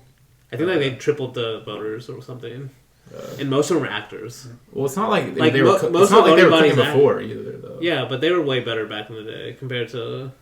There were actually good American movies coming out, you know. Like, you should know, you've picked American directors most of the series. Even then, they weren't really getting it right that much, like at all, really. But Even at then, least it was quite stale. Like, now it's like we've got. I think you're we have, kind like, of fucking like people are excited. Like the front runners are Paul Thomas Anderson and Josh Safdie. Like, it's bleak out here. Like, It's okay. bleak out here. Like, let me go. Like, no, I'm looking at most of these. Okay, they cooked with an American. They've cooked and before. Yeah. most of these old Hollywood movies are still pretty bad. I mean, This one's good. This one fair. And American in Paris. All About good. Eve, people like. I don't It's a like good All About movie. Eve. It's a What the good fuck is movie. this movie? What the fuck is this movie? On the Waterfront. Why is that? I don't like. And that. I was saying more What about. the fuck is that? What the fuck is I was that? What the defending fuck is that? nominations more than actual wins, though. They've got. Okay, some that good we weren't talking about nominations. that though. We weren't talking about that though. I didn't know Last Emperor won. That's kind of impressive. An international movie won. Kind of impressive. The Apartment one. Okay, that's cool. Oh, they've got some hits for sure. But it's still rare back in the day. I guess they occasionally hit compared to now they don't hit anymore. Unless you say like Parasite, some people would say like no. I mean, just like the fact that movies have an award ceremony, it's just kind of weird anyway. But wait, is it my turn now? Yes, it is. Number 7 is another movie I watched in honor of Horror Month, but also Oh, maybe keeping the Josh streak Turner's going? best movie, Night of the Demon. okay. Oh shit! At least I in can that get same there. tier. I can get Okay, there. It's up okay. there. Especially if I rewatch it. I've only seen it once right now, but if I rewatch it, it might be because it's like More than like honestly, Stars in My it's funny because Crown it's a or- totally different tonally movie. But with A Serious Man, I mentioned one of the themes of that movie is basically like you know, this idea of accepting the mystery. You know, we Yeah, can't like understand this idea skepticism we can't- versus science or what or. But I mean, I- A Serious there's a Man, better I'm way just to say talking that. about the mystery, and that this Yeah. movie, it's more about that we see the two sides and everything, like Yeah. classic Turner. But it just plays on that theme of mystery so well, and he's like the master of that, and just Yeah. it fits so well in a horror context. I know you hate horror, so you're not gonna watch this, but I love that movie. no, you hate horror. You're the one saying that. I don't. One of the hate- greatest I directors of all don't. time I don't chose- care for a One lot of the greatest horror. directors of all time, you chose horror as his medium, and you hate him. I love cat people too. No. I'm saying most Wait, horror. you're the one who's saying you hated horror. But I didn't say I like, hate you said horror. like 100%. You I didn't say I hated horror. I You said I did. don't like You a did. lot of horror movies and a lot of horror stuff I don't. But this care is the about. classic example But of- that is one of the horror stuff I do care about. But yeah. like I know I mentioned this with weapons, but this is like maybe Turner was the best at this idea of like using the kind of horror genre to, the horror genre and the used- horror genre and the horror kind of staples of the shadows horror genre and used darkness. Turner. Damn, you hate Turner that much? What? Wait, what? The horror genre used Turner. Like it needed Turner more than Turner needed the horror genre. That's what I was kind of thinking. Okay. Yeah. I wasn't like, no, I was not a dig at. You know, I love Turner. Stop trying to like paint that. I put you on, bro. I put you on. I put you on. But also, yeah, also maybe a little higher budget movie compared to his older horror movies, the Balloon ones. Maybe a big. I think it probably had. I don't think it had. I don't know if it had a lot of money. Isn't I don't that think because this is there's the one monster?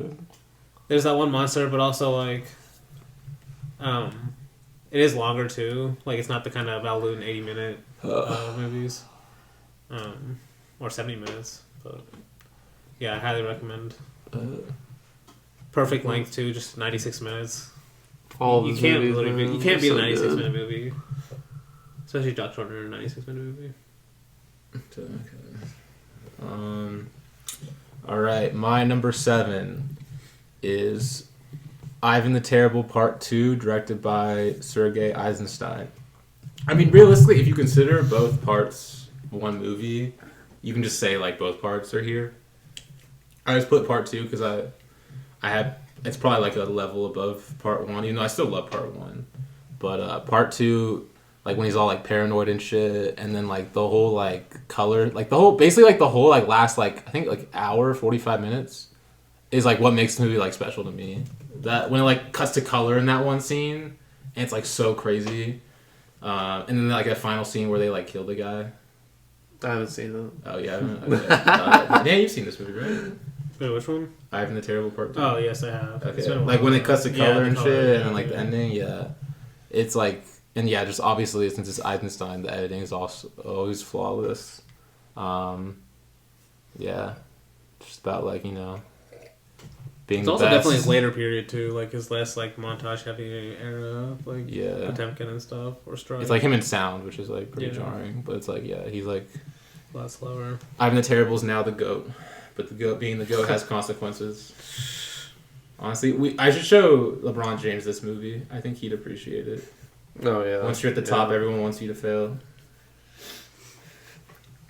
Oh, maybe. LeBron James, come on the podcast, bro. Like, We have to. when you're king, and then anyway, Blake. Alright. My number 7. I don't know. This might make Luke happy. I Was a Male War Bride. Oh, Directed by Howard Hawks. Okay, but that should not be your only Howard Hawks movie you watch. That's not. What else did you watch? I have 2 Howard Hawks on this list. So. Okay, now we're talking. Yeah. Okay, Even alright. Luke doesn't have to. Because I already watched them all. No, I Was a Male War Bride is kind of like... it's what I come to the screwball genre kind of like for, just this classic, just deconstructing how stupid just social constructs are, kind of like marriage and sex, honestly. But because the best part about this is Cary Grant's basically having to play a woman the entire time, so or he has to like they keep on mistaking him for a woman because he's the bride. Yeah. So it's a great movie though, if no one's seen it, which a lot of people surprisingly haven't seen it.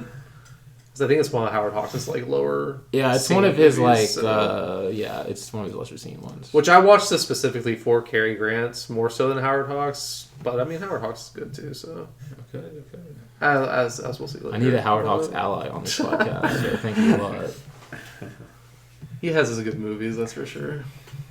The Danny doesn't agree, probably. No, actually, one of the one that just barely missed was Scarface. I really like that one. Ooh, okay, yeah, the one Howard Hawks movie you like.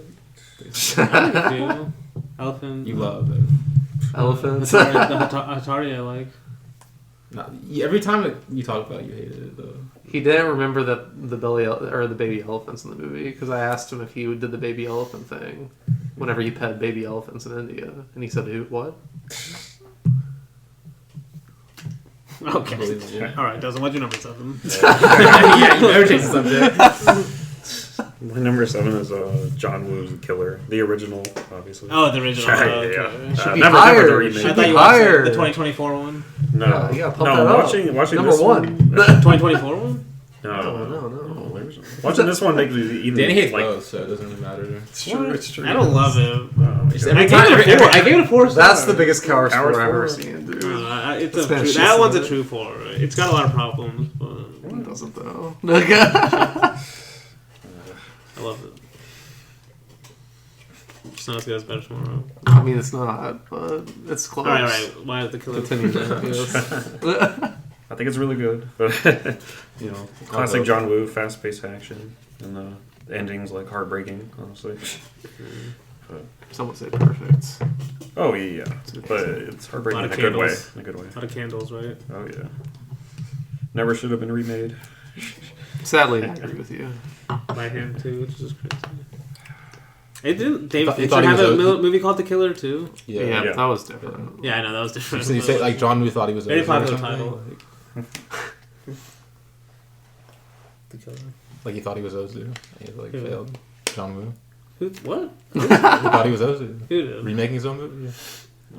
Wait, which A one lot of was the directors have remake? done that. Floating Weeds. Like all his movies are basically remakes of each No, other. stop. Okay. Floating Weeds is definitely one. You have to agree with me on that one. Maybe. movie. Literally, it's the same title, same story. I mean, Good But- Morning. Exact same. Good Morning. Was it Good morning. I was born. No, bad. that's not a remake. Late Kinda autumn. basically it is. Spring. No, okay. These are variations, not remakes. These are very Okay, floating weed's definitely remade. Floating Weed, I'll give you, but But he thought he was Ozu. I mean, okay.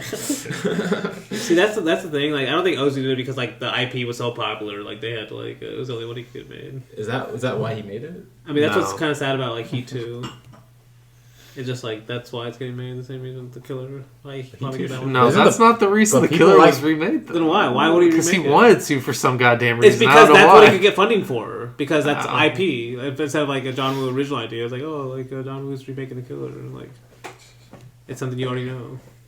I think he's wanted to remake the Killer for a while, which is kind of weird. Why? I don't know. I Some don't directors hate just that. do this though. But Like, this no, but see, uh, okay, I don't hate that. If that was actually true, the movie would have been way like better.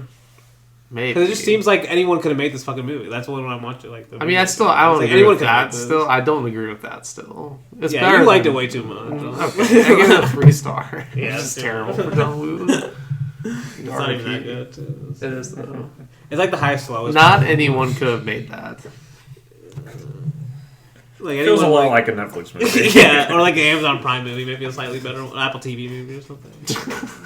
Whatever streaming quality tier you want to go. It's not theater quality. Was that a theater movie though? No, it came out on Prime. I think. Yeah, it came out on. It was literally a Prime Was movie. it Prime? Yeah, damn. Something like that. Maybe Peacock. Was it? Yeah. Are we sure? Is John like? Is he actually making a movie? He needs to make like an actual movie again. Oh, Silent Night. Silent Night was good. That one Silent was Night okay. was better. Like I it was like definitely Silent way Night. better compared to the. Yeah. fucking Oh, it was Killer. way better than the Killer. Yeah, Yeah. It wasn't awesome, but that was pretty cool. It was pretty. that's cool. the one you were overrating. That was pretty cool. It's a pretty cool movie. Okay, let me go to my number seven. Let me put that on my first watch. See though, I see it. Before. Wait, will you ever watch it though? Yeah. Challenging, yeah. You better. That should be a Christmas movie if you were a true John Woo fan. Well, if I would have been watching movies this Christmas, I should have done that.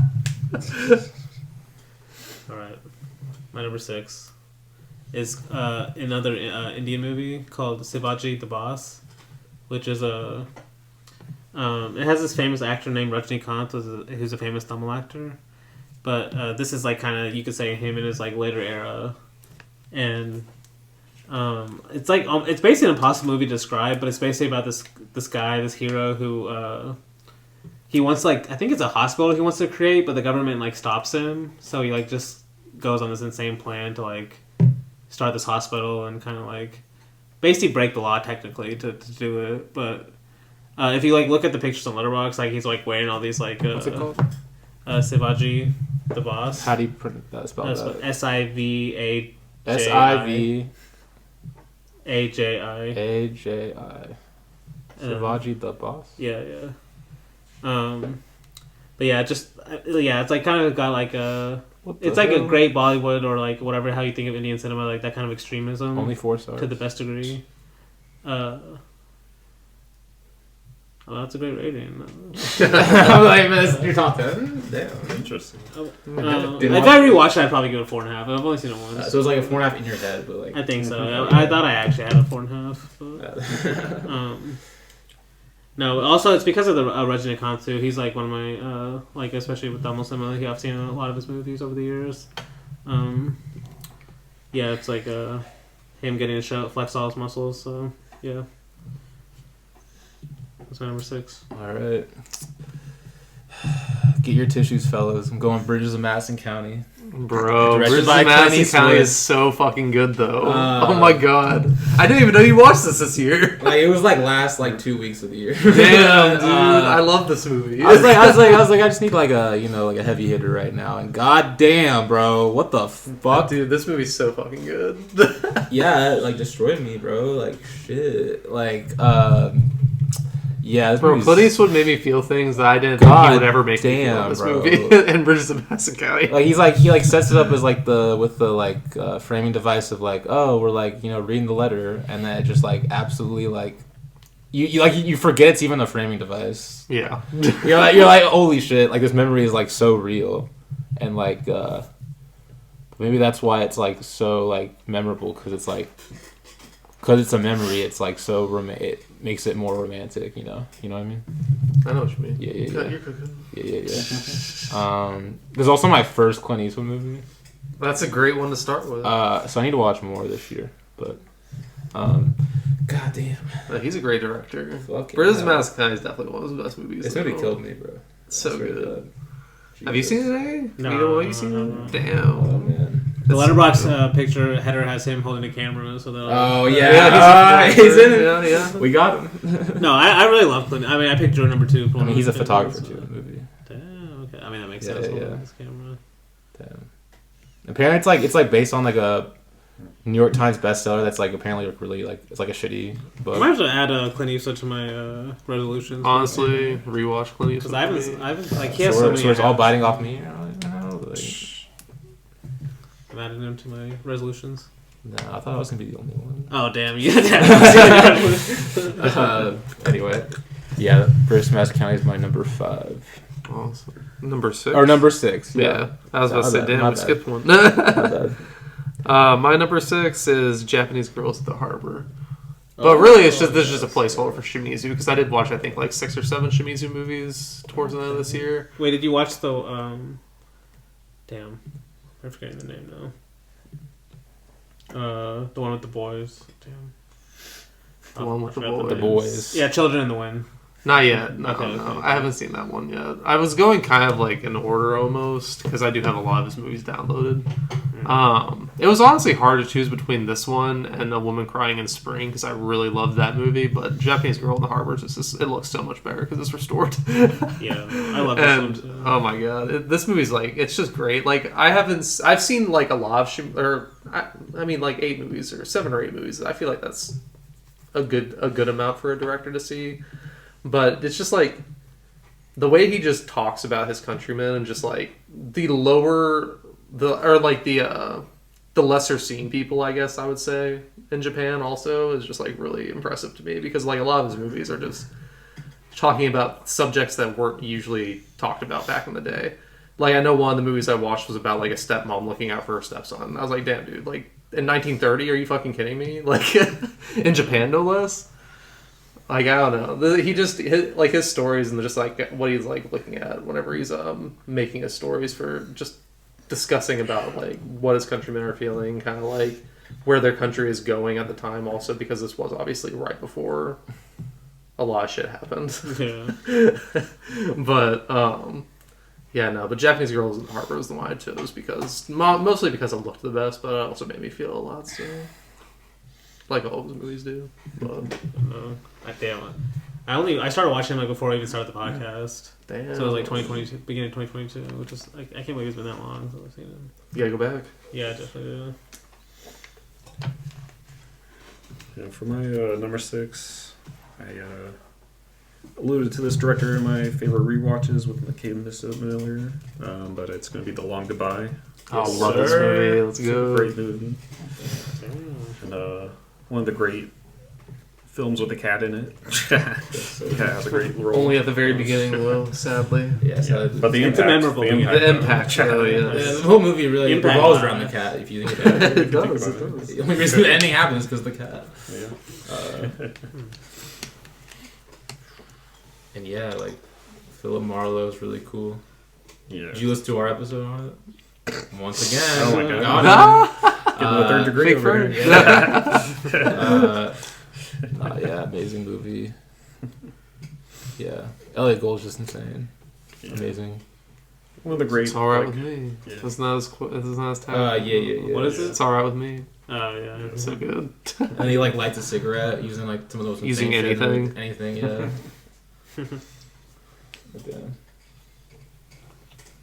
Alright, damn. My number In the top 5? 5 is Beyond Reasonable Doubt. Fritz Lang. Oh shit! I watched this for the first time. Oh, you too. did? It's not on my list, but Oh damn. I did love it though. I mean, just for the I've mentioned Rivette's quote so many times on this podcast. Just like how he talks about this movie. Yeah. But also, I love the movie too. Like, yeah, just kind of like honestly, for the Rivette helped me like clarify why I love the movie so much. How it just like focuses on the idea, you know, like almost that Maya Deren aspect of how she talks about ritual in film, where like basically instead of like having these like actors play characters or whatever, they're all just like types, and it's more about the concept of the film itself, you know, just unrolling instead of like individual characters or whatever, which is like the plague of like modern cinema. But like this movie is just like, that's why like almost like there's like almost like a Bressonian aspect to like the main character where all this stuff is happening to him and he's like doesn't want to accept it, you know, so he's like trying to play it really cool, even though like all this bad stuff is happening to him. It just like just like honestly watching just like a great director. The twist is crazy too. And the twist but everything happens so casually, you know. There's not like a lot of drama involved in like how he's telling it, you know. But yeah, I would like to. Yeah, we gotta do some Fritz Lang someday, maybe. I mean, definitely, because I have him up again on my list. Okay. So. Beyond Reasonable Doubt. Great poster too. Also, that's the Fritz Lang you chose. Over. Have I seen another one? Yeah. We'll talk about it when I get to it. It's that one that I wanted to do on the podcast. Yeah, I can't remember what it's called anymore, though. Goddamn. Anyway, we'll get to it. Don't spoil. Rancho Notorious. That's what it is. I missed that. My mind still works. All right. My number 5 is Rosa La Rose, Public Girl, directed by Paul Vecchiali. Vecchiali. I don't know how you pronounce it. Paul Vecchiali. Alright, whatever. Or the French name is Rosa La Rose Phil Public. Anyway, stick with English. So this is like a movie about this like prostitute and kind of like her life in a way, and like I guess like her like kind of like finding true love and then like the consequences of that. It's like very kind of like Vivre sa vie in a way, although this one's like a lot more like it reminds me like a lot of like Renoir and maybe like Ophuls a little bit too, and just the way like I don't know, just the way like it makes me feel, I guess, and just like all the how it's like kind of it has like every emotion, I guess, too. This movie's also like the colors are so beautiful too. It's just a beautiful movie in general. And the way Paul Vecchi like shoots this like main actress is like crazy, it's like honestly like I wonder if like she acted in some of his other movies, because like the way he shoots her is like amazing, like it's up there in terms of like the director actor, like a way a director shoots a certain actor, which is why I don't know. It's only one of his movies I've watched, so I'm not totally sure.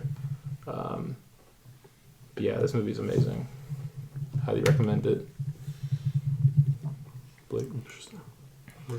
My number 5 is Beauty and the Beast. I mentioned this, I think, also recently on the John Cocteau's. Not John Cocteau. Sorry. This guy's repeating directors like crazy, I feel like. What? Oh wait, no, Danny Retchin. I picked. He did. Okay. I was like, damn.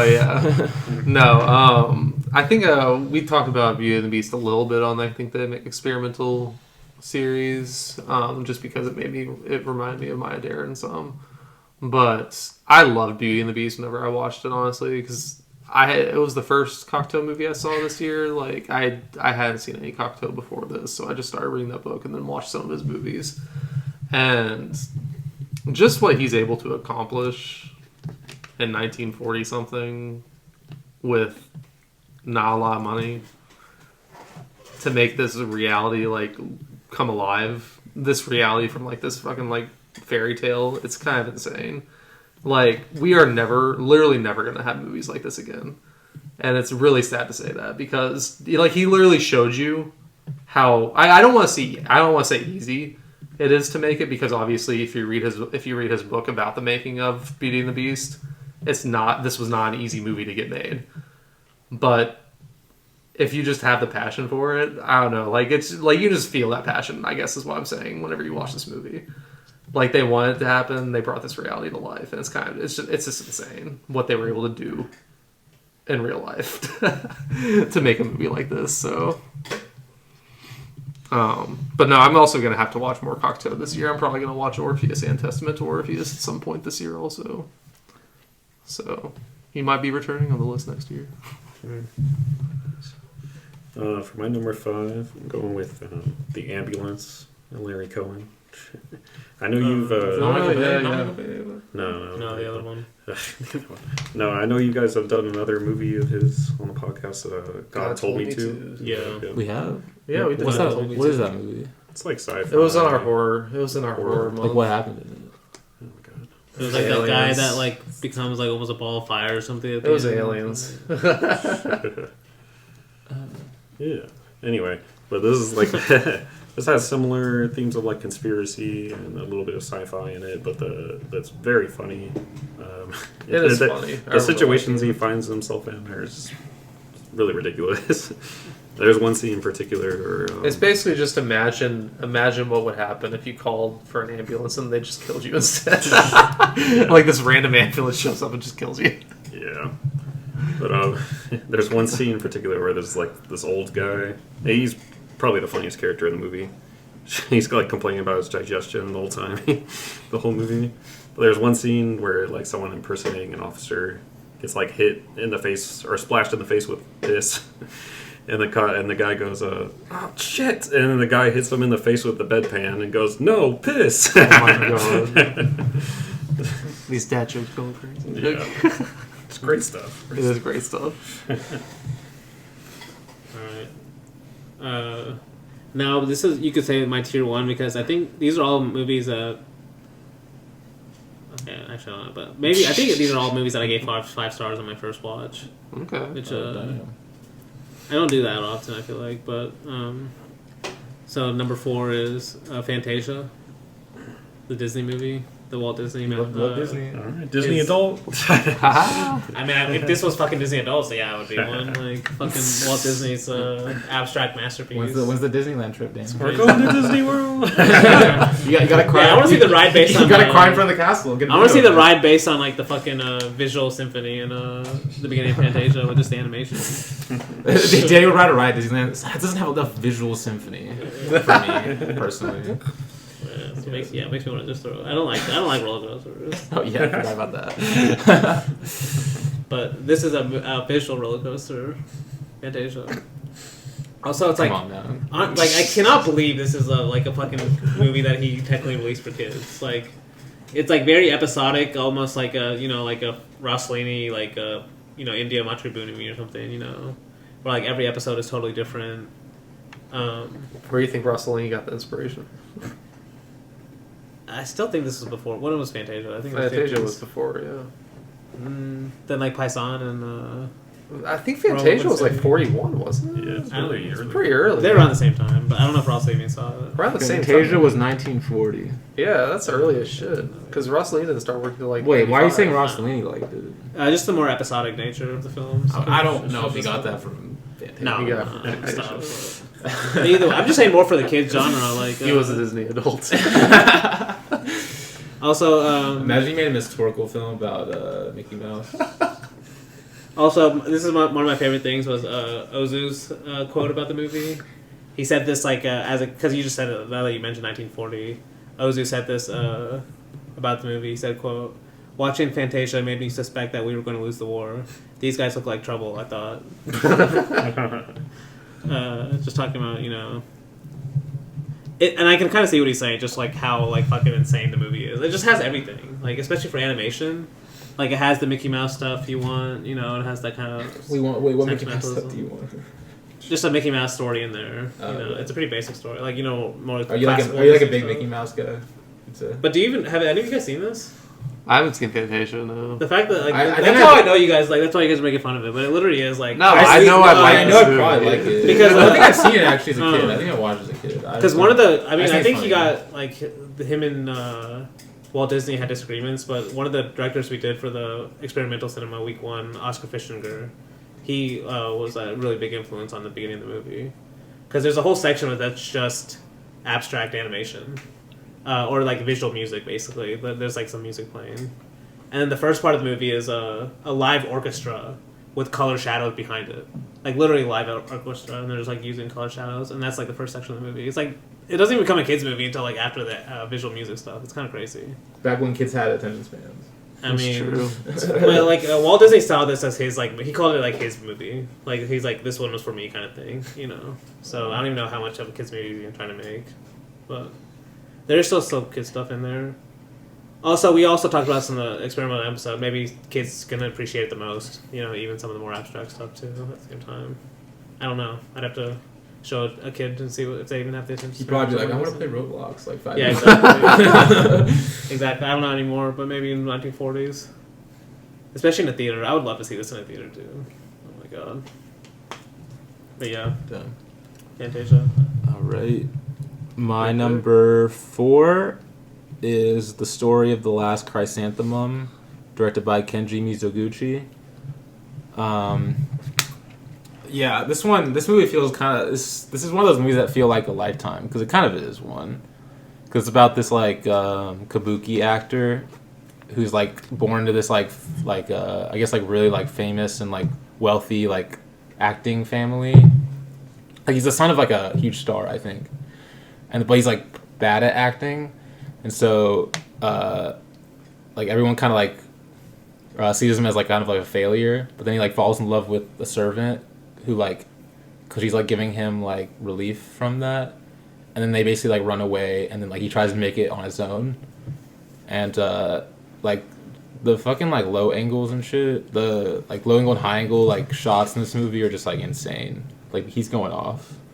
And it's just, like, a beautiful movie. Like, kind of devastating because, like, in a way, like, it's, like, it becomes a movie basically, like, him having to choose between his career and then the woman that kind of, like, gave him that, like, or helped him get to that dream. I feel like Mizoguchi's movies are always beautiful and devastating. But it's also, like, yeah, it's, like, about, like, you know, how, like, kind of how the woman gets, like, the short end of the stick, like, at this time. And I guess, like, all of time, I guess. But, yeah, this movie's amazing. Highly recommend. Annoying to say, because chrysanthemum is a mouthful. Chrysanthemum. Chrysanthemum? Is that? Mm-hmm. I've been saying chrysanthemum for, like, Chrysanthemum. but, yeah, that's my number 4. I mean, he might be on my list next year. You never know. I mean, if you watch them, you probably will. No, Wait, well, what movies exactly. have you seen? Quaiden. That's not Mizoguchi. Wait, is not. No, Oh wait, no, that's that's Kobayashi. Yeah, no. Alright. Yugetsu. Sancho the probably. Bailiff. Is that it? That might be it. Blake, you're a fake Japanese cinephile. Or Japanese cinema lover. Come on. No, I just love the more obscure shit. You know? Not Street of Shame? I haven't seen Street of Shame. Or, obviously, this one you haven't seen. To be fair, I might need to watch. Like, I'm watching Shimizu kind of like right now. He's earlier than him. I might need to watch Naruse before him also. You can watch Damn, them maybe both. I won't get to Mizoguchi. You can this watch year. them at the Fuck. same time. You don't have to, like, go in I mean, that's order. true. That's true. Like, this guy's like, I have to start with the Lumiere Brothers and work forward. Yeah. One film at a time. I'm only 1915 right now. I'll get there eventually. Exactly though. I would never get past 1915 if I actually did that though. There's too many directors in the 1910s. Most of them are lost though. So, That's like, true. probably not that bad. I mean, you can probably still watch a lot, even now. There's that one guy doing on Letterboxd, the punk guy or whatever his name is. PUNQ. I don't know. He's like watching every movie ever made, or attempting to, and he's on like the 1950s or some shit like There's that. no fucking Okay, way. that I don't means he believe hasn't watched him. every movie. Or like he's like, it's like this guy's logging like 2,000 movies a year or some shit like crazy like that. I mean, you still can't even get close to watch every movie like that. Or like There's it's a like lot. he has some rules or something. I don't know. Like he's not even watching the movie. Some people like suspect that, which he probably is. Like he probably has on the background. It's like I watched it. Exactly. Like Yeah. you're not even watching it. You can't watch 2,000 movies a year. No, That's because there was literally some impossible. actually someone on Letterboxd or someone wrote this article because I saw this on Twitter where they asked a bunch of people that logged like 1,000+ movies in a year what they're doing, Yeah. and all of them were like mentioning like, oh yeah, a lot of them are just like have while I'm cleaning my house, I have it on, or I'm like if I'm doing something. I was like, okay, that's not watching a movie then. Yeah, in 2025 he watched 1,505 feature films and 766 shorts, plus over What? 2,000 TV episodes, ending the year on a total of 41,526 films ever watched. So it is January 11th today, and he's already watched 64. That's crazy. Yeah. Damn. So I don't know. he's if I watched watched all he could find apparently through August 1954. Should we change it from like watched to like retained or something? Like, how much of this movie do you like retain? Yeah. Because if you're watching that much, there ain't Quiz him no on every fucking movie he's way, ever man. watched. Well, it depends on how you consider watching. Or just ask him if he's seen this movie. He probably would get it wrong. Like, well, he'd probably just say yes. He'd be like, right. "What year was it made?" I've seen that. Okay, I think we're on me now though. Yeah. So my number 4 is Rio Bravo. Yes, sir. Yes, sir. Great fucking movie. Yes, sir. Done on the podcast without me, which I know Luke probably regrets because I would have been way more on his side than Danny is, but hey, it's just a great fucking hangout movie though. I like it too. It's a great hangout movie. Yeah, it is. I love it. Dave says he likes it, but every time someone brings it up, he's like, actually, actually, it's one quite time, bad. Nate, one time I've done that. I can't. It just happens all the time. In your head, yeah, all the time. All the time. Like this movie just got everything though. You know, like it's got boys being guys or guys being dudes. Like yeah, it's got a bunch of great gunfights. Another Dean Martin movie. It's hilarious. Yeah. Singing with the boys. Yeah, it's just like whenever I want to hang out with the fellas, movie. I just go and rewatch that movie, and then it like. It's like hanging out with the fellas. Makes sense. Yeah, it makes sense. You love the mission. Some of the most creative gunfights in a western. What, that stumpy guy or whatever? He's really fucking funny. I love that guy. Like every gunfight in that movie is like a lot of the gunfights, like the one in the bar where he like shoots the guy in the rafters, and then the one at the hotel where like she where the Colorado breaks the glass, or no, she breaks the glass and Colorado tosses John Wayne the gun. They shoot him really quickly. I just like whenever they're hiding behind the dynamite in the gunfights. Yeah. When John Wayne kisses Stumpy on the forehead. Yeah. There's definitely some like homo It's a great vibes. movie. Some good homo vibes. It's a great movie. You said that in a bad way. You know? Good homo.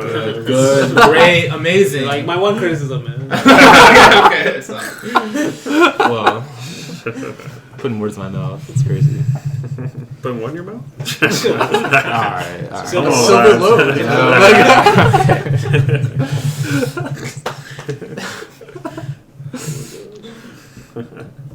What's your number 3? Or 4? At 4, Dustin. Yes.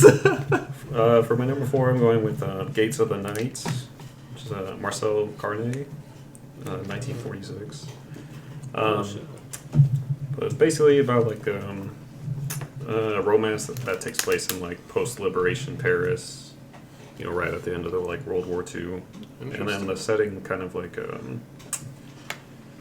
determines like their like romance, how it's doomed to like fail, basically. So it's very interesting in that way. Damn, 5 stars for Dustin. That's rare. Yeah. First time watched 5 stars. Very rare. Have you seen Children of Paradise yet? Is that the same director? Or? Yeah, it's like his most famous movie. I have not actually. Cause I haven't seen any of his movies. I've seen like 4 of them. Wait, did you watch Stormy Waters this year? Who? Stormy Waters? Yeah. Gramillion? I think so. Jean Gramillion? Did you actually get that right? I don't know. I just kind of said it funny. Like usually you get it so wrong. So that one sounded kind of right. Okay. Wow. Thank you. But damn, this looks good as fuck. I have seen that one though.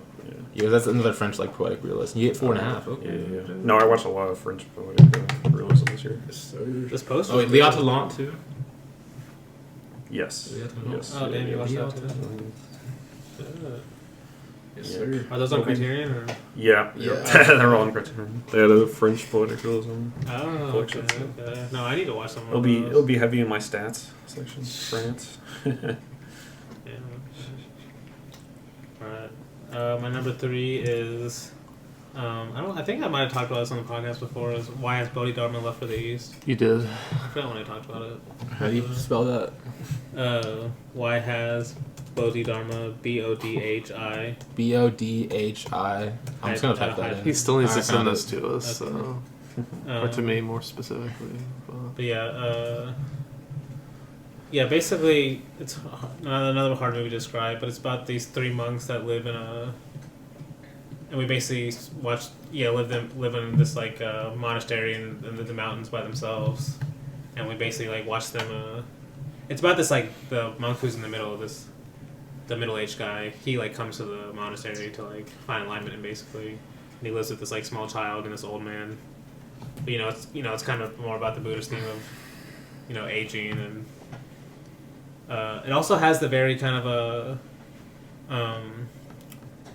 like almost less versatile aspect of you could tell he filmed a lot of these shots without knowing how he's going to use it until later. That's why it has a very documentary feel to it. Like very just so many shots of nature and just like these bodies almost like very frozen like statues inside of nature, and then mixed in with these like kind of philosophical conversations between the monks and stuff. Also some very visual scenes, like even with the small child and stuff. Just a very like poetic movie. You still need to send it to us. I do. I'll send it to you. Or you need to get Streamio. Oh, that too. Yes, sir. You need to teach me how to do that. Yeah. Dan can do that. Apparently it's processed. It's not that hard, no. All right. My number 3, right? Yes, sir. I'm really glad this made my list because of a certain someone. Getting any? No. That doesn't make sense at all. You could have surprised us, too. I'd already seen that movie too when we first watched it. That's true. Oh wait, I did watch it though. Yeah. That You was could have said you watched it for the first time with fresh eyes. So. With fresh eyes. Okay. Anyway, my number 3 is a movie directed by the Frank Borzage. Oh, interesting. 3 Comrades. I like the name. So I like the name. Yeah, okay. Honestly, Blake would like this movie. You, on the other hand, I don't know. What was it? Okay. Why do you like it? So basically, it's a movie about like these 3 friends in post. It's like between World War I and World War II, and basically, it's like right after World War I. So they're all like getting back from the war, and then they like basically all fall in love with this one girl, and then. It's a Sparrow situation. Bit more sad than that. Okay. Quite a bit more sad. Although it's like also beautiful too. Like it's like both sides. Danny conveniently left when I was talking about Frank Borzage. Just want to point that out. But it's like now's the perfect time for yeah. Basically, it's just a beautiful fucking movie. Amazing ending too. It's just about like kind of like how like time always marches forward, kind of like an Ozu thing, I would say. Okay. Trying to hold on to moments, but they're just so like fragile. And also kind of also about sort of the rise of fascism in Germany. There's like stuff in the background with that. What year? Honestly, 1938. Oh damn, that's early. So yeah, it's before World War II actually, like right before World War II. And honestly, you can maybe like honestly like, I think it's kind of like you could say there's maybe some connections you can make between this and what's the John Woo movie where there's like the 3 friends. Yes, Bullet in the Head. Bullet in the Head. Not in terms of like the 3 friends and like it's kind of like about their relationship, you could say. Yeah, most definitely. Because a bunch of shit happens with them, and yeah, all that is in 98 minutes. Too. Is the girl the gold? Don't they like kill each other over that? Kinda. Not really this movie. Okay. They're much nicer to each other. Okay, so they still like each other, but yeah, that's okay. Yeah. There's some like Bullet in the Head is definitely. It's just that the thing of like the 3 friends like and stuff So like that, and good. kind of like their relationship, sort of. Yeah, that's what reminded me of Bullet in the Head. But yeah, that's 3 Comrades. That's my number 3. 3, right? Yeah. 3. Yes, sir. Alright, well my number 3 is another, is this my first Hong Kong movie on here? Damn, I think it might be. On the Run. Directed by Alfred Chung. 1988. It's, I don't think I've seen any other movies by this director yet. But this movie is one of the darkest yet simultaneously really funny movies. Like it's a neo noir, I'm pretty sure. But it's basically just about this like this hitman, or like this man. It's about this man's wife that gets murdered, and then like he gets basically protected by another assassin who murdered his wife. Basically, I don't know. It's a very intriguing it's a very intriguing movie, but It's just what I really remember from this movie is how dark it was, but also how funny I found it. Because I'm pretty sure, I think the main guy in this was actually a comedian. So the fact that he was even doing a project like this was kind of weird, but honestly, it really worked for me because I really like this movie a lot. But yeah, On the Run, you guys need to watch it. Also carries the Hong Kong staple of being 90 minutes or less. Nice. I'd love to see it. For my number 3, I'm going with another French poetic realism movie. This one's Jean Renoir. Okay. The Crime of Monsieur Lange. I think that's what Oh, Damn, I haven't seen okay. that. It's good. It's very good. You're out with Maureen Danny. Yeah, nice. Wait, but have you seen any of these other ones? I've seen some of his other ones. Okay.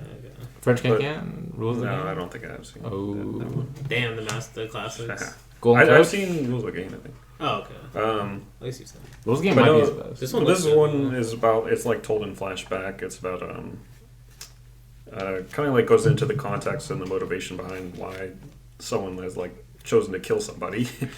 And if you like watch the movie, like it's gonna make you empathize with the guy that killed him, because one of the performances by this pretty famous French actor, I think his name Jules Berry, but he plays like one of the most hateable villains I've ever seen in any movie. So very good performance, a very good movie. No, I love it more. I have no doubt I like the movie.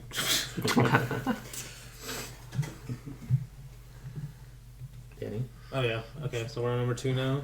So, I know Lucas watched this movie, but I don't think either of you guys have. Another experimental movie called Relativity. oh, shit. I by didn't know Ed what's that. Emsler. What happens in the movie again? I mean, basically, it's kind of experimental film, but it's about like this concept of relativity, but by all the different subjects he shows in the movie. According to Letterboxd, in the outline he made for the film, it says, quote, something that deals with subjective reality, the emotional sense of what one's perception of the total environment is, sexual, physical, social, time, space, life, and death. And if you watch the movie, you'll see all of that stuff in the movie. Like, it's only 30 minutes, I think. Yeah, it's only like 35 minutes. But yeah, it's honestly like it's hard to describe, but just like honestly through the use of montage and all these like just very, very different types of images you get throughout the movie, it's a very beautiful movie.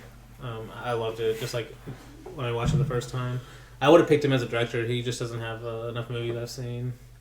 But this one I would recommend to anyone. I know. I forgot. I forget if it was Kubrick, but someone talked to him in the '60s about making a space movie, and he was already making his own space movie. So like, it's called like Apollo something. I actually watched that one too, which is good. It's like a space movie / documentary. But honestly, this one has one of my favorite shots. I'll mention is it starts with a guy throwing like a paper plane of a spaceship. But then when he throws it, like the background changes to like actual stars, so it looks like the paper plane, like the spaceship is going to actual stars, and like with the sound, it fits so well. It's this idea of like, almost like the Jordan Belson idea. It's like a 2001 thing. Yeah, almost like that too in a way. Yeah, but like very simple. It's more experimental. Yeah, it just has so many images that I'll never forget. Great movie. I think also on YouTube too. So. Yeah. Love seeing Alright. My number 2 is a movie we did on the podcast, and someone's already mentioned it.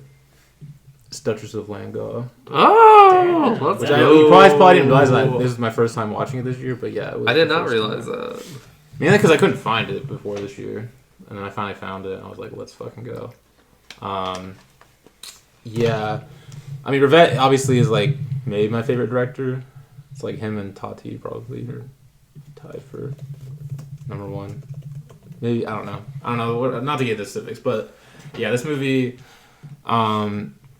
really funny, really just like, I love just like the idea of like almost like them keep missing, them just like, it's like a fucking like tennis match between the two of like love though. Challengers. Steel versus Remind me of Steel. that. Although they're not really like they're fighting with each other over each other. They're Unlike sharpening challenges. their steel against each other. You know. Yeah. But it's like just Their all these hearts. like all these like missed encounters, like the games that they play with each other, and just like the way like their obsession with each other just keeps on going round and round and round. Imagine being so obsessed with someone that you kidnapped for I just to mean, let her leave. shit. We've all been there. We both in there. Yeah, it's a relatable Have we, thing. Luke? Okay. FBI don't investigate me. Yeah, just goddamn, what a movie. Damn, I need to rewatch this thing. Same. Damn, yeah. I almost rewatched it this morning, actually. Some but that great was hair like on the half- guy too. No, this guy's Yeah, amazing. yeah. Honestly. Like almost emo hair. Like Yeah. Bro, yeah. he's His such face a is so depressed funny. boy. Yeah, He's such he a is. depressed He's boy. sad It's boy so for good. sure. Yeah. The one that She's like kind beautiful. that thinks he's like kind of sick though, Exactly. but he's not. Well, he is sick. Bro, do you remember that feet line or whatever he had? No.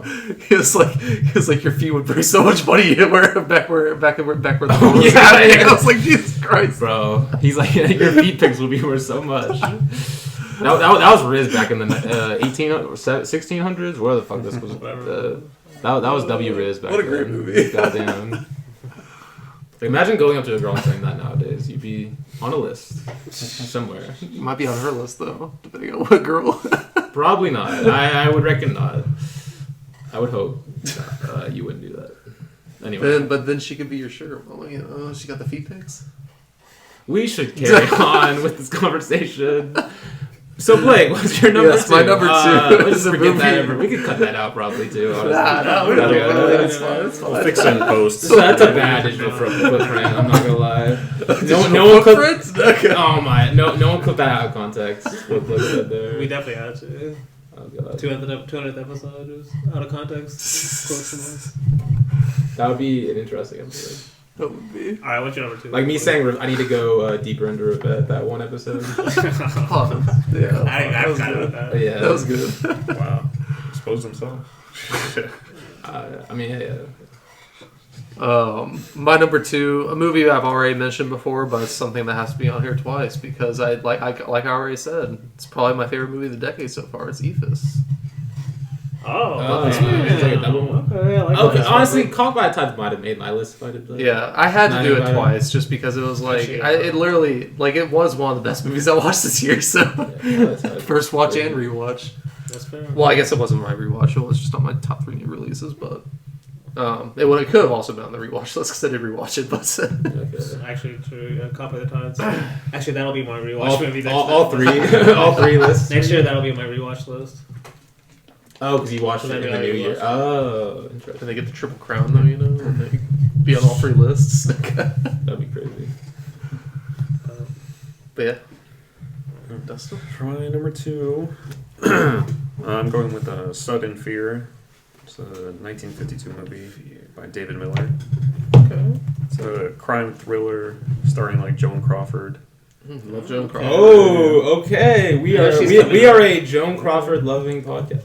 This is- Aren't you about to pick one of her movies? You're mixing the two movies. this is a Mixing great Johnny Guitar up or something. Oh yeah, damn, I am focused. That's kind of crazy. But I get why you would do that. Cause With Marlon Dietrich. yeah. This is a great performance by her. She has ample opportunities to use her shocked facial expressions.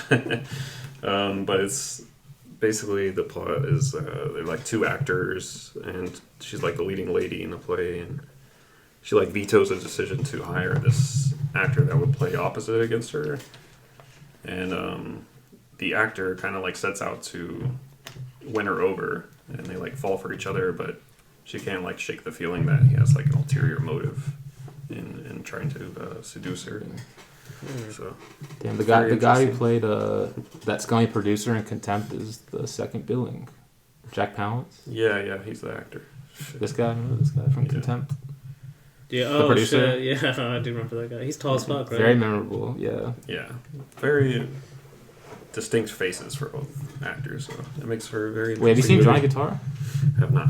Oh my gosh. You know. Oh my I didn't watch goodness. that Your until life the will be series changed. ended. Your life will be changed. You are not going to be the same. And it's not on your fucking list? That's how high Duchess of Lingard was. So. He didn't put Johnny Guitar on his list. When I first watched it. Well, I only put one. I guess two technically, because I'm about to put my second podcast on here. But I only wanted to have like one or two. Oh, okay, that's cool. Yeah. And that should show you how highly I think of Duchess of Lingard. So. It's a banger. Wait, have you seen David Miller's any of his other movies? I don't think I've ever heard of him. They look good. Though. That's the only one I've seen. Okay. His posters look good anyway. Yeah. He's got a movie with Kirk Douglas. Okay. I like Kirk Douglas. Yeah, me too. Alright. My number one. Actually, before I list my number one, I have to list the 3 documentaries that I also gave 5 stars. But you guys don't count those as movies technically. Yeah. What do you mean? I've never seen. None of you have ever picked a documentary. Doesn't mean we don't I'm the only one consider who've ever mentioned documentary. Oh, this guy's smiling because he definitely checked this before today. I don't know. I'm just guessing. I've never heard you guys mention one. So, but I mean, the 3 fucking Ephus is a documentary, my Oh, dude. okay. Realistically, every film is a documentary. isn't Yeah, it? something. If we're being literal about it. Oh my god. Are we not filming real people, Danny? In real situations? No. Interesting. Okay, but the 3 documentaries is one is called Light, Color, and Darkness, which I think is a German movie, but documentary, but it's about Girder. He's this he did a bunch of stuff. I think that's how you say it, right? Oh, I have no idea. I'm just like, that's Pokemon. Well, it's like so- it's spelled Goethe, but I've heard people say Girder, but it might be Goth. I don't know. I'm pretty sure it's Girder, but he basically wrote this like kind of like philosophical test on like what on how people perceive color. Basically, it's his theory of colors, and this documentary is basically about how he created his method, like showing like his experiments, about how basically color is like in your mind. You know, that was what he believed. You know, it's like a perceptual process that is in your mind, not necessarily like what's actually in front of you. You know, it's a combination of both. And like, so we do live in a black and white world, is what you're saying.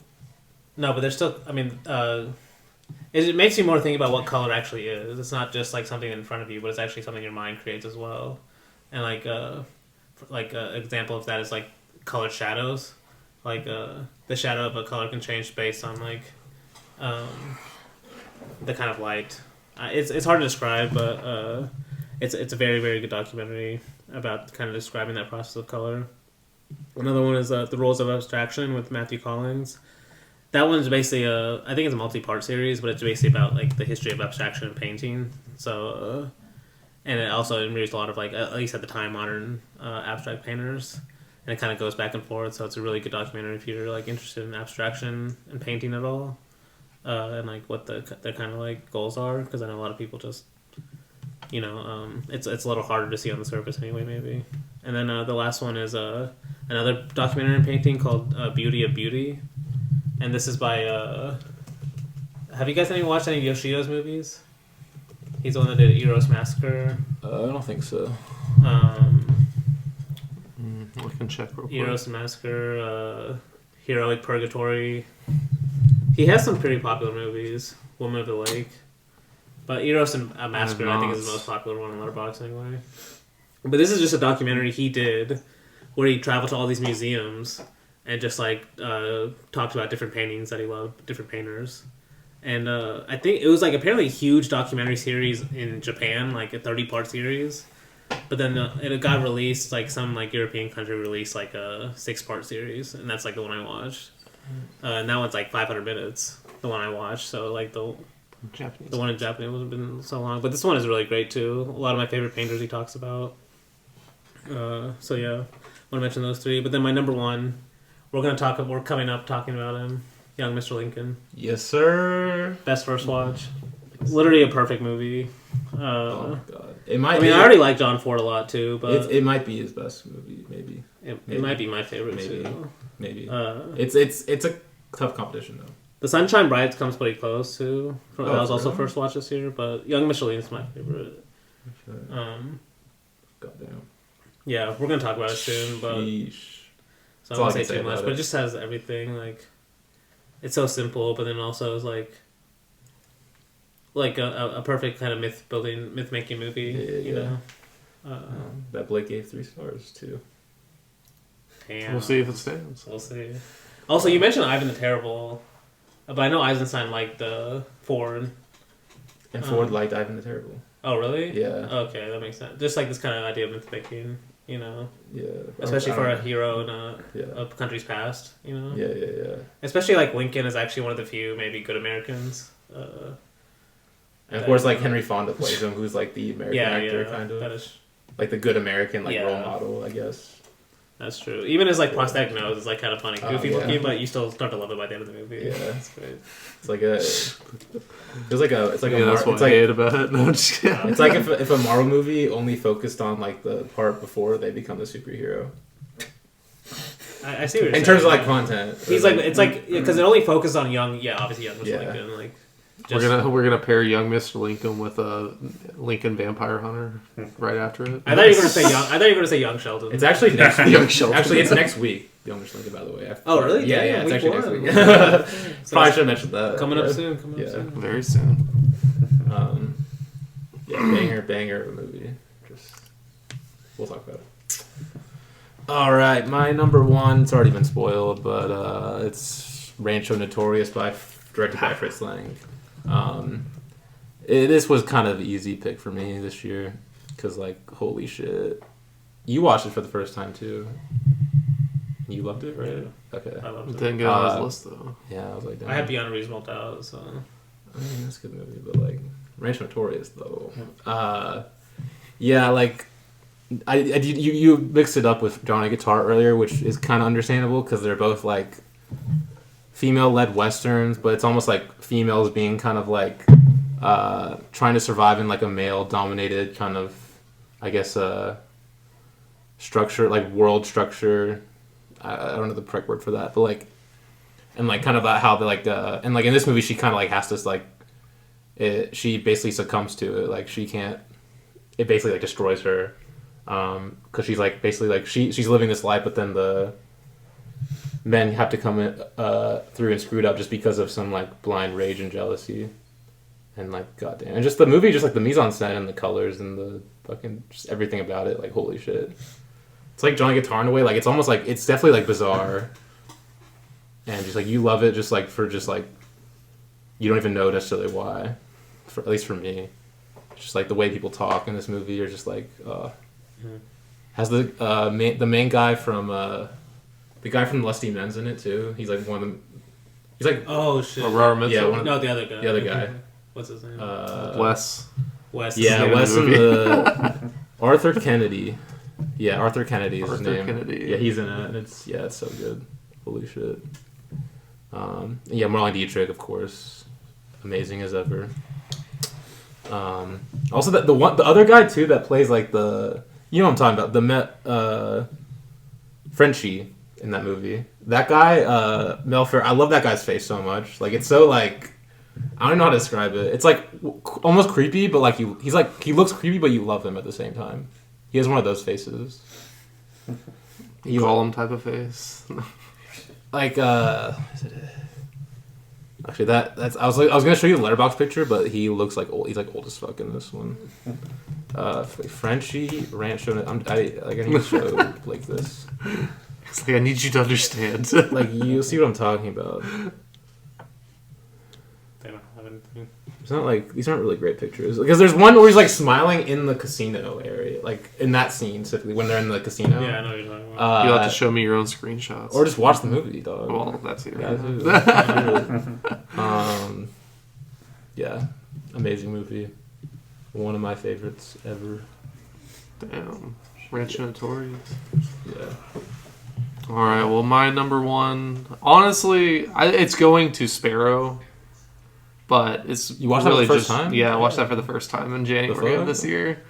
It's going to Sparrow, but it's really going to Johnny Toe in general because I watched so many movies of his for the first time this year that I fucking loved. Like the three that I have on my list for number one are Sparrow, Romancing in Time, and Fat Choy Spirit. Three distinctly different movies, honestly. Wait, Romancing in Thin Air. Yeah. You said Romancing in Time. Did I say what? Did I? Yeah. Okay, but whatever. Whatever. Yeah, Romancing in Thin Air. I was like, does he have a movie called Romancing? That choice. Like, That'd be awesome. I could see that one. But no, Sparrow's the one that I'll choose because it is probably my favorite of those three. Romancing in Thin Air is very, very close, though.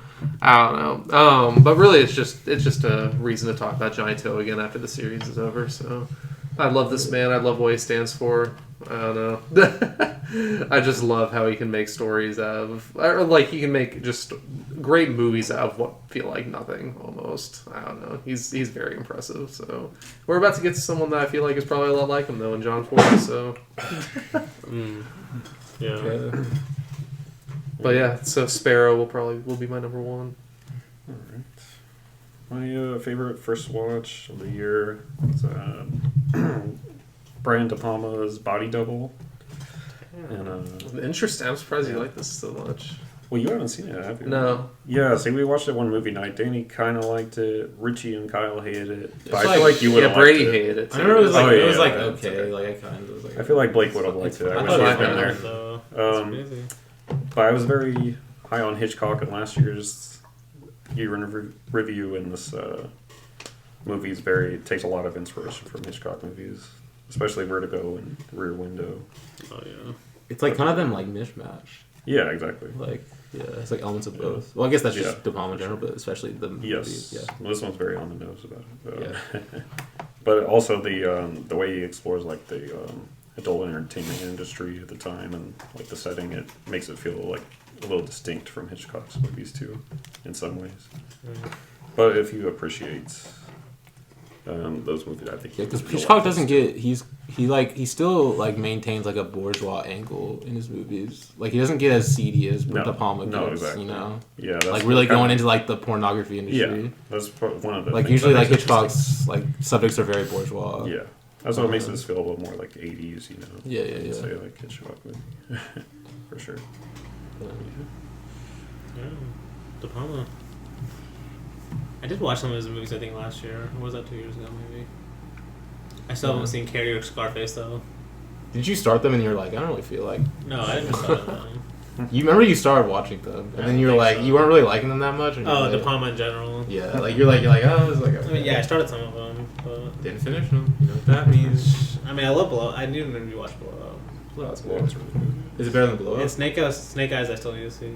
Is it better than Blow Up? You think? I I think I still prefer Blow Up. I think I gave both 5 stars, actually, so...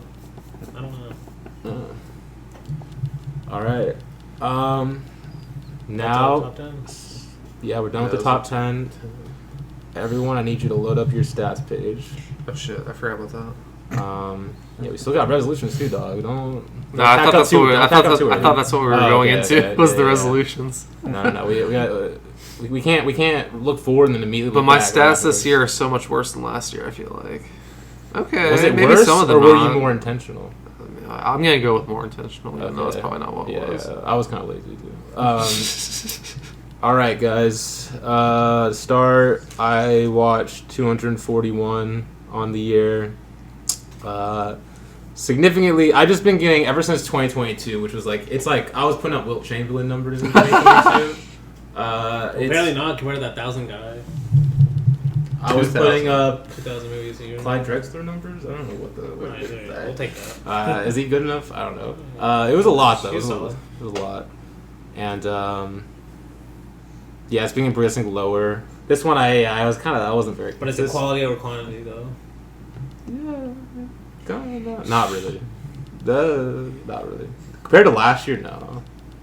But yeah, I wasn't very consistent. But 241, that's still a lot. Like I'm saying it like it's like a super small amount, but like No, compared to a it's lot of still a people, it's lot. still a Especially lot. if it's quality over quantity, that's still great. Yeah, Danny definitely did help me though with all those shorts. For He real, definitely boosted them. Yeah, a it bit. definitely boosted mine a little bit too.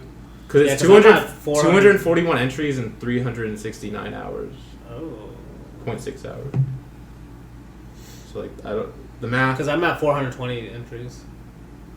Which is probably my most in a year, but then a lot of those are shorts, you know? Yeah. Because I'm only at 459 hours. Oh shit! So it's like an Damn. hour per movie. I thought mine was like a ratio that It's still better than just like if they were all like 10 minutes. You know? People can tell you're a stat pattern. That's crazy. No, they cannot in the long run. God, History forgets the details. No, the details are right on your stats page, dog. All right, anyway, yo. I watched 203. That's how low I was. Okay, this we year. all got over 200 at least. Yeah. It's true. We're not total noobs. How did I watch more than you? You said 203? Mm-hmm. Damn. Blaze watch, dude. Please. Celtic Shack over here. No. Wait, did you start playing Skyrim this year or something, or a video game? Pokemon. Pokemon. That's understandable. the culprit. Actually, that's very the culprit. so. Yeah. I knew it was. Can I log Pokemon Video Emerald games on are ruining the Letterboxd? youth. I mean, if I could. They take the movies. That's my most rewatched movie of the year for you, maybe. I don't know. This is why the cinemas are dying, Blake, because the video game. It's true. It's shrinking my attention span. And then Yeah. Luke probably started using TikTok or something. Oh, okay. Ah. Shut the fuck up. Wait, what were you at, Dustin? 273 films. Oh, Nice. Yeah, Dustin's Damn. second place. He dude. mocked both of you guys. 464 hours watched. Damn. I also. you beat me in hours. Okay. Damn. Wait, how many hours do you have? 459. Ethical movie watcher. Ethical over movie here. watcher. Shut up. True ethics is watching even the short films, the guy. films that nobody else will watch. Guys. I fall asleep as tribute. Short film merchant over here. Crazy. That's why people don't watch them. Empty calories. So that means I watched around 270, like the same as Dustin, basically. Okay. Yeah. First movie of the year? Dustin cooked us. Just hours wise. They laughed. Yeah. Mine First movie of the year, Mine you was said? Kids Return. Yeah. Trouble in Paradise. They Live by Night. Trouble in Paradise. Damn. Some great-ass movies. Yeah, I also want to mention I reached my 2000th movie this year. Oh, nice. Yep. I reached my 3,500th. Jesus fucking Christ. Has the gap gone bigger between us? I swear it's gone bigger. No, it should have gotten smaller because I logged less films than you this year, so...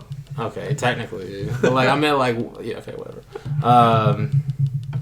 Wait, yeah, so first movie. I watched, in terms of like days of the week, I watched by far the most movies on Sunday. You Oh, can't, me too. you can't, Me you too. can't trust mine.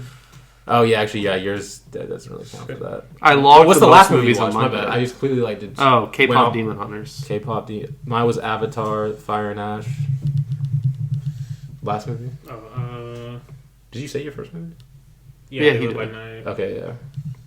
Kanta, the Indian movie I was talking about. I watched that one Okay. too.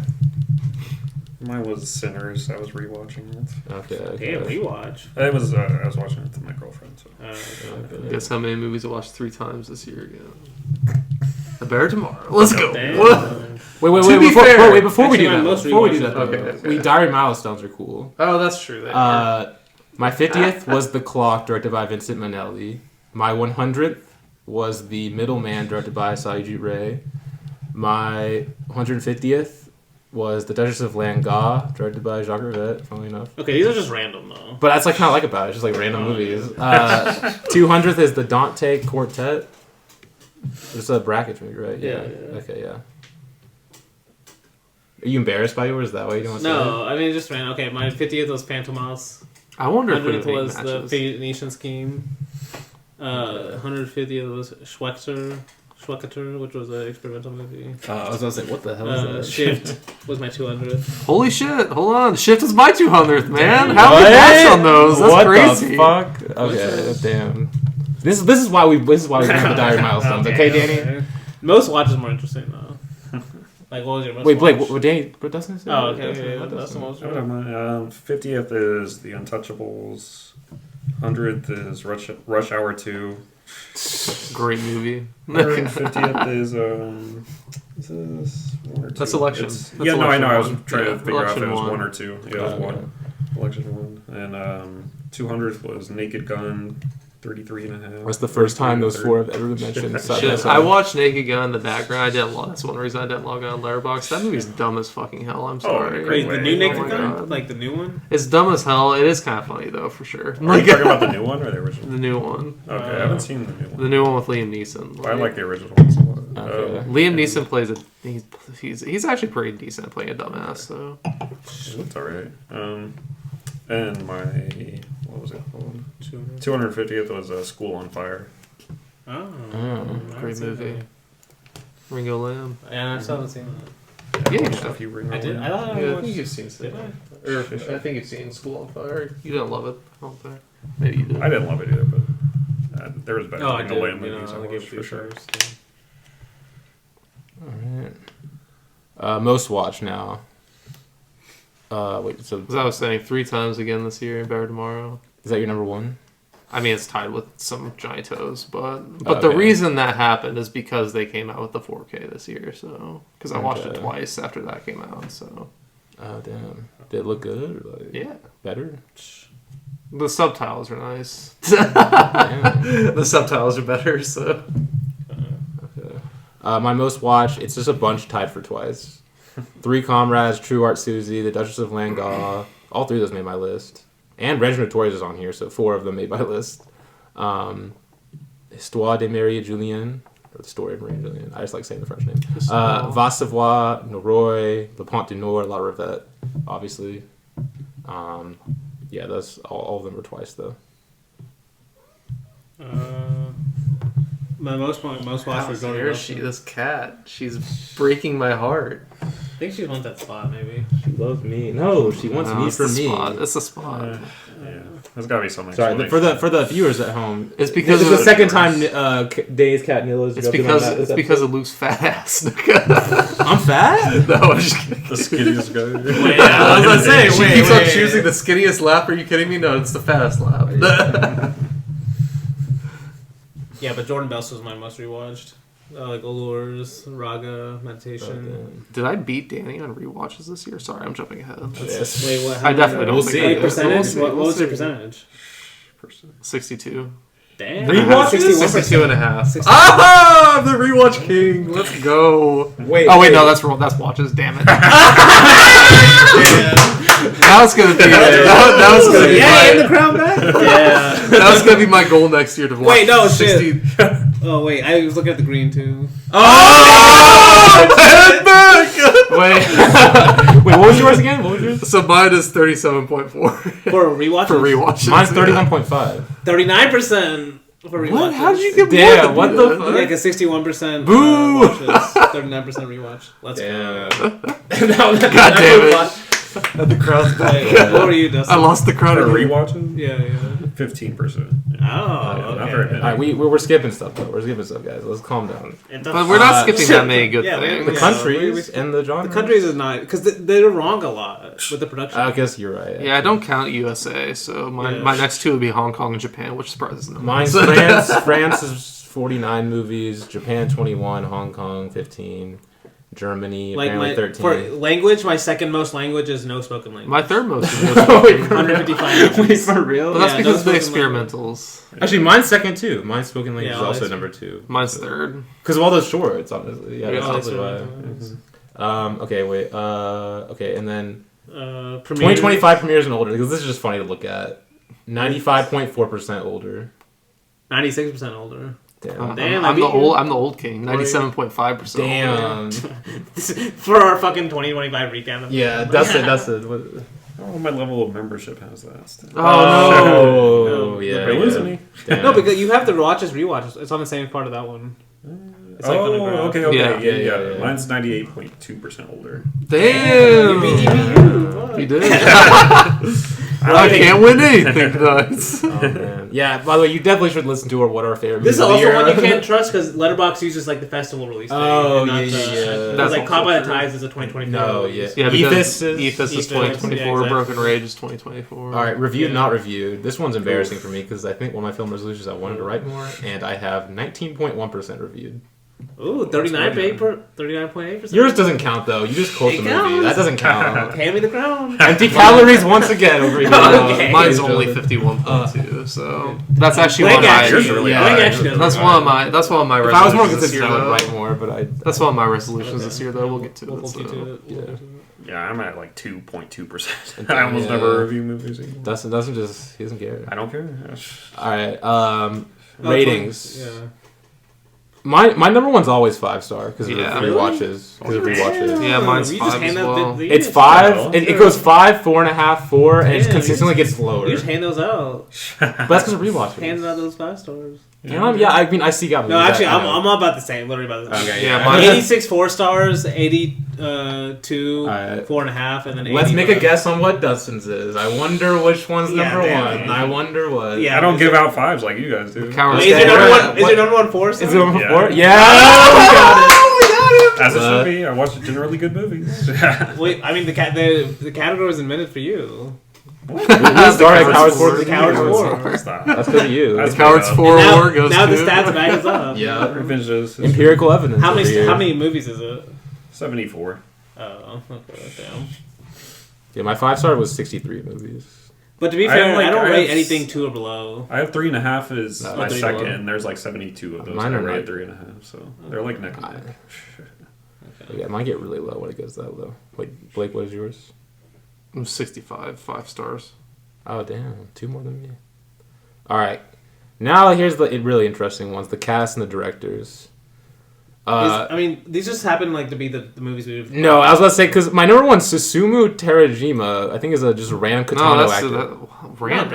random. Random, my he? sir. What Is he not? You watch him in 10 What? Katana movies. You better the fucking- hell? I vaguely remember his face. I don't really remember, like... This is the dude that's been with Katana since day one. he wasn't, like, he basically. doesn't star in any of them, does he? No, Well, but he's the like the big biggest side side character. Like Maybe in not all the movies. biggest. I mean, Okay, I would say, basically y'all basically are, the like, biggest. acting like he's the movies. He's like Chaplin or something. He's the guy that makes fun of Katana and Takeshi's though. It's I so don't fucking really remember funny that for movie that like much. being with him all the time. My Katana number getting all 2 the is credit. Ren Osugi, Sorrentini's a big part. of it. Katano, He is a Lamb big part of Suits, 17. Jimmy Wong, Ward Bond, Bull Ogier. Yeah, these are all podcast shit. Like Revette, Johnny Hell yeah, To, man. Katano. Uh-huh. Because they just use the same actors. I watched 24 Johnny To movies. 5 this year, Zhao though. Tao Okay. movies, though. Yeah, 5... director. How many? What's the most director you watched? Okay, all right. Wait, so, yeah, that's probably more interesting. I watched 24 Johnny To movies though. That's a lot. You guys can probably guess mine. It's Revette. Revette. Yeah, How 16 many? Revette, 12 Brackage, 11 Saiyajit Ray, 10 Johnny To, Why do we have 10 11 Katano, Saiyajin 10 Ray. Why do we have 11 Saiyajin, right? Did we do one extra on the podcast?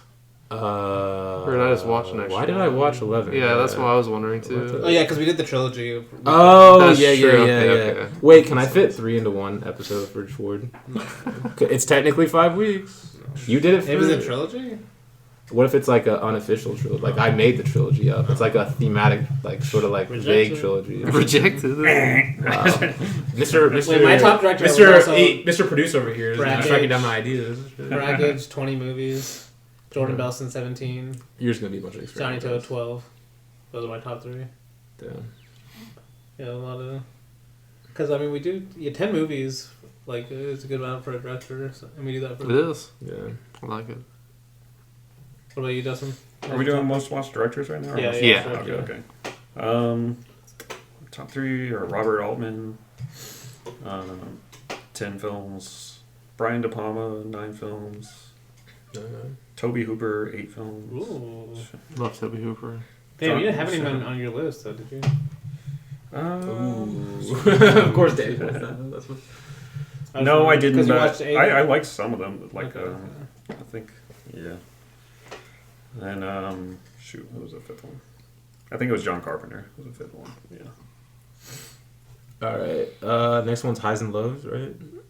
Because there's like some other shit, but it's Which like one? highs and lows, highest average, lowest average, most popular, most obscure, that stuff.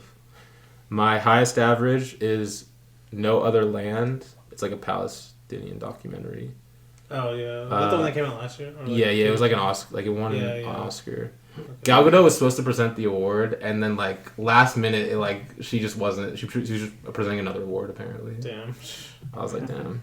My lowest average is Assassin 33 AD with 2.1 stars.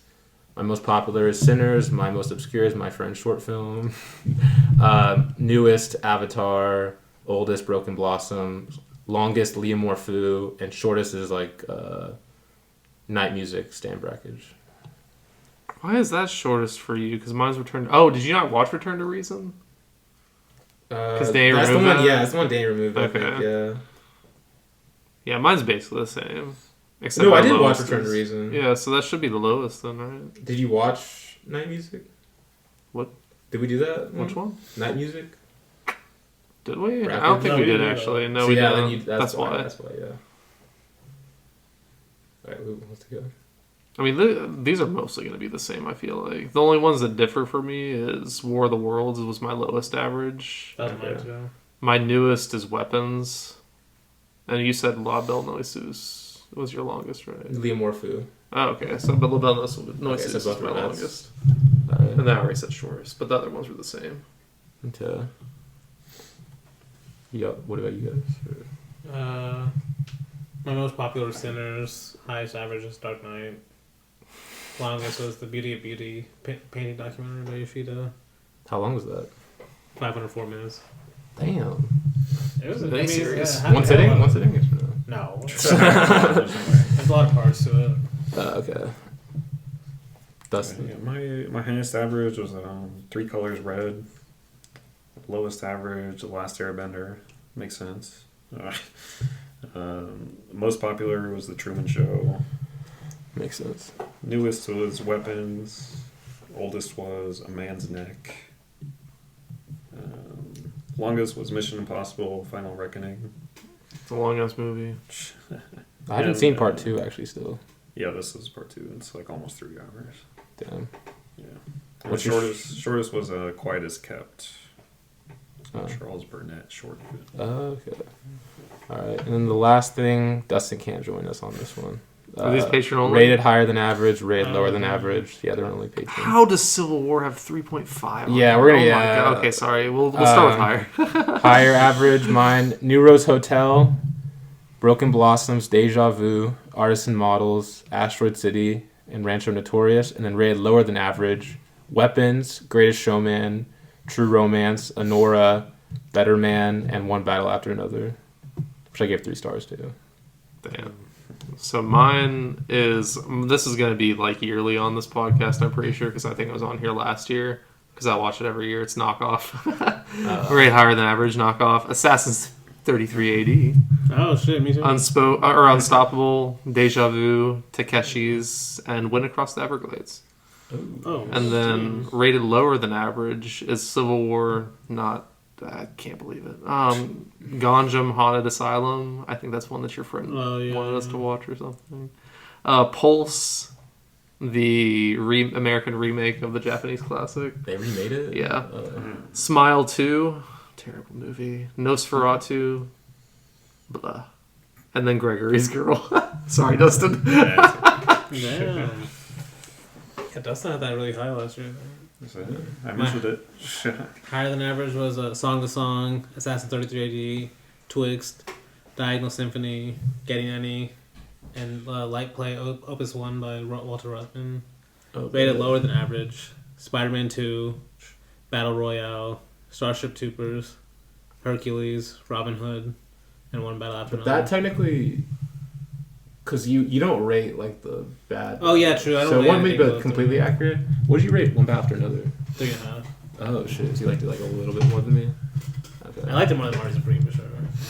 Damn. That's a bad take. Honestly, without the last scene, I might have even given it a 4, but... What happened to the last... It was like The Road or whatever, right? No, with him and his daughter. I won't say anything. I don't think Dustin's seen it. But... One Battle After Another? Yeah. I don't want to say I don't really remember. But yeah. I already forgot what the fuck happens. Alright, well... You're just a PTA hater, you know. You are too. I liked it. That's what I was saying. 3 stars is like not 3.5. bad. You have described yourself as a PTA hater before, so don't like pretend like I'm the only one. Anyway, yeah. No response. Film resolutions now. Ouch. So like this could be like just directors you want to watch and just like things in general. I can say mine. Okay. Well, I want to rewatch Mitsuguchi. That's one. I probably will have other directors, but the 3 that came up while I was doing the podcast, doing the episode today were Clint Eastwood. I want to watch Cocteau. I want to watch. Okay. And then this was actually someone I added to my watch list today because I saw someone log them and I was like, damn, I've been wanting to watch his shorts for a while. It was Tex Avery. Oh yeah. They look so good. No, what's the one we watched? Every time I see someone log one, I'm like, damn, these look so fun to watch. The one the guy is like, it's like he's like literally doing the things. What? He's literally doing the things. That's Tex Oh, Avery. I think I remember what you're talking about. Yeah, what's that called? Hold on, I can literally look this up right now. Tex Avery. Yeah, I don't know. I don't think I've seen any. Oh yeah, Symphony and Slang. Yes, that one. Yeah, Yeah, that one was yeah. good. Yes, that was good. I like that one. But yeah, I do want to watch some of this too. And then also, my goal is to continue watching experimental cinema, and then start the podcast on time. I had to mention it. Which won't happen, probably. Could happen, we work Never. together. It's not gonna happen. If we work together. And then, to finish an essay on film, either written or video. Okay. Well. Which I still will do. I'll do it. So. Yeah. But, what about you, Luke? Okay. So, like, directors, I want to finish Jazon K. I want to finish make some progress towards Hong Sang-soo. I want to finish or watch some more Fritz Lang. Watch Claude Chabrol. Hopefully more this year. Because I said last year and I didn't watch any. Hao Xiaoshen, Pedro Costa, Fassbender, Paul Vecchiali. I'm not going to pronounce that again. Clint Eastwood. Fucking Douglas Sirk, I'm giving you a big Cesar list of Montero. There's a lot of You're directors never out gonna there. accomplish Yeah, well, this. I'm just- these are more- gain 30 pounds of muscle in the gym. These are more like suggestions, Sternberg, you got fucking... Okay, You're setting yourself up for failure. Yeah, we will be bringing this. I'm gonna just literally play this on the. Just start Whoa. After you watch 50 Maybe movies. some more Abel Ferreira, maybe. Actually, I should just play this clip of Luke naming these directors at the beginning of next year's episode and see how Let many me actually watch. see here. What's the one? Oh, Raul Ruiz. I want to watch him. Still going. There's just a lot of directors out there, These are Well, you should watch resolutions, all of not them. just These directions are like, resolutions. that you actually want to do. Not It has just to be wanna realistic. do them. It has to be Not realistic. just name dropping. I want to do them. Not performative name dropping. It's not performative. What? I know who these guys are. Okay, we'll see next year how performative it was. How is Raul Ruiz performative? Oh. Tell me right now. Because you're not going to watch it. So it's performative and you're just saying. I give up. No, we're just not. I'm gonna like. That's a performative. All right. Other non-director ones. Write more. Be more consistent. Go to the gym. Make a video essay, maybe. Yes, Like. sir. It's gonna be a busy year for you. Maybe Danny and I combine on it, so we both actually do it. We should. That probably would be wise. That's about it. Rewatch Blaney. Like, I'll get around doing it. Maybe a few. He'll rewatch Armacord again, and then call it good. There's other great movies too. That's the only one you ever talk about, though. I don't hear you mention 8.5 anymore. I haven't watched it in a while. Alright, Blake, what's yours? To my 2026 film resolutions, watch more films in general because I need to. I fell off of that a little bit. I also fell off of writing reviews a little bit. I still it was at 55 or 50%. Yeah. But last Pretty year I good, think. Well, last year I think I was at like 80 to 90 or something. Oh, so, need to write more reviews for films again. And then I'm going to be focusing more on Japan in general, I think, this year. Like you haven't before. Mizuguchi. But more so like Mizuguchi, Naruse. You need to go deeper into Shimizu. Japan. I need to go deeper into Japan. Kind of like Luke did with Revette, Got actually get to Oshima because I didn't last year. Also, Giajanke for sure. Need to actually keep up with them.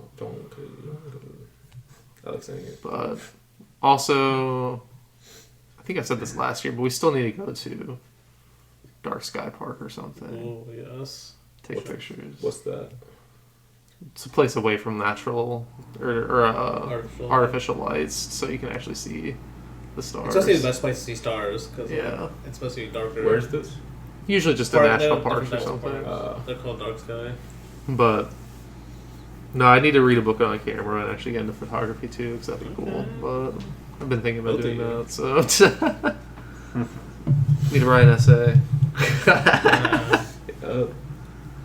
But yeah. Alright, Dustin. Close this up. For 2026, just as a general rule, I want to watch less movies with my phone. Okay. Just so I can focus more on the film. I feel like that That's really fair. distracts you from your That's the fair. viewing process. It's very convenient though. I don't remember the last time I watched a movie on my phone.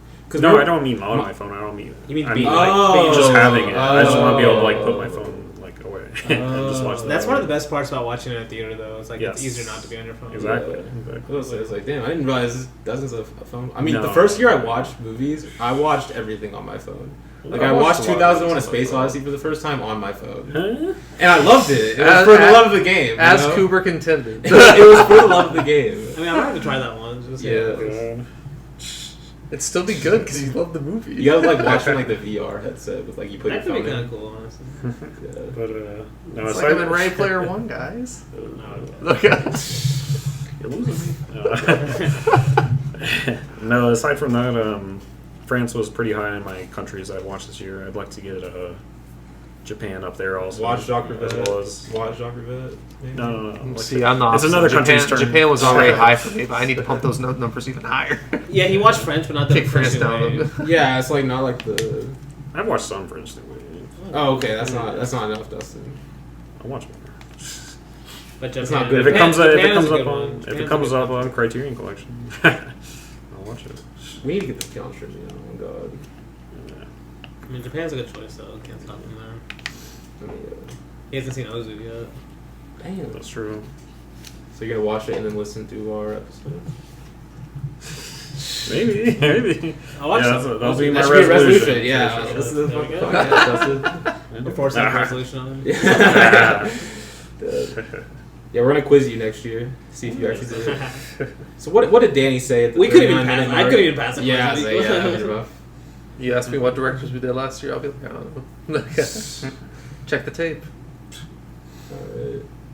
Alright. Yeah, so is that it? Yeah. Alright, that's the 2025 Yeah, recap. 2025. On to 2026, which next week we will be beginning the year with our new series, or my new series, I guess. It's our series, but I am dictating it. I'm curating it. Dictator. Yeah, What are I'm we a starting dictator. with? Actually, no, Danny's the dictator of okay. film. Guess what? Another He's American a- filmmaker. Another American. All right, can we not just like can we not preface it with that? Okay. Maybe the most influential The one. great American. The Outside of American Chiplin. filmmaker. Outside of Chiplin. Chiplin. Chiplin. Outside of Chaplin. But see, Chaplin's British, so. But he's still like the. Okay, but there's multiple. But John, let's not start this one.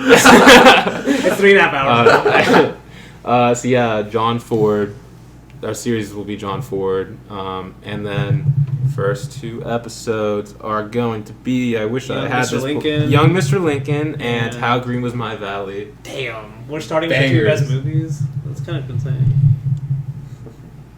I mean, I don't hate can't like it, get but- mad at you about that I because don't hate it, but you could say that about any of these movies though, and I'd but be like, these yeah, two sure. might be my favorite two. Like you could say any of these movies that we're doing, like it's like your favorite four, and I'd be like, yeah. I think Makes these sense. literally are my two favorites. So. We already did Ford's Well, best movie. for right though. now, Three you never Bad know. Men. You could Which watch one? them. Three Bad Men. No, you haven't even watched that many four, have you? No, I've watched like. we're converting. This series is gonna be converting a Ford hater. We will. I am not a Ford Ford. skeptic. What? I am Ford not a skeptic. Ford hater. What the fuck is Young this? Mr. Three Where is stars this for Young coming Mr. from? Lincoln. Is like Ford Where is this hater. coming from? I love John Ford. Young Mr. Lincoln. Oh no, you don't. No, I you like don't. John That- Ford. Yeah, I say. We I will- say but- love. I've Yeah, seen but- 8 of his movies. If you love John Ford, you do not give Young Mr. Lincoln 3 stars. We'll see next week. Um, We'll see next week. But like, how many times have you seen Marta and Clementine? Once. Like, Jesus Christ. You never know when something might become your favorite. That's true. Um, That is true. 3 watches. Because goddamn, every week here is a heater. But yeah, until next week, hope to see you floating through the clouds. Listen to the legend of Chuck-a-Luck, Chuck-a-Luck. Listen to the song of the gambler's wheel. A souvenir from a bygone year, spinning a tale of the old frontier and a man of steel. And the passion that drove him on and on and on. It began, they say, one summer day when the sun was blazing down. 'Twas back in the early 70s, in a little Wyoming town. So listen to the legend of Chuck-a-Luck, Chuck-a-Luck. Listen to the wheel of fate as round and round with a whispering sound it spins, the old, old story of hate, murder, and revenge.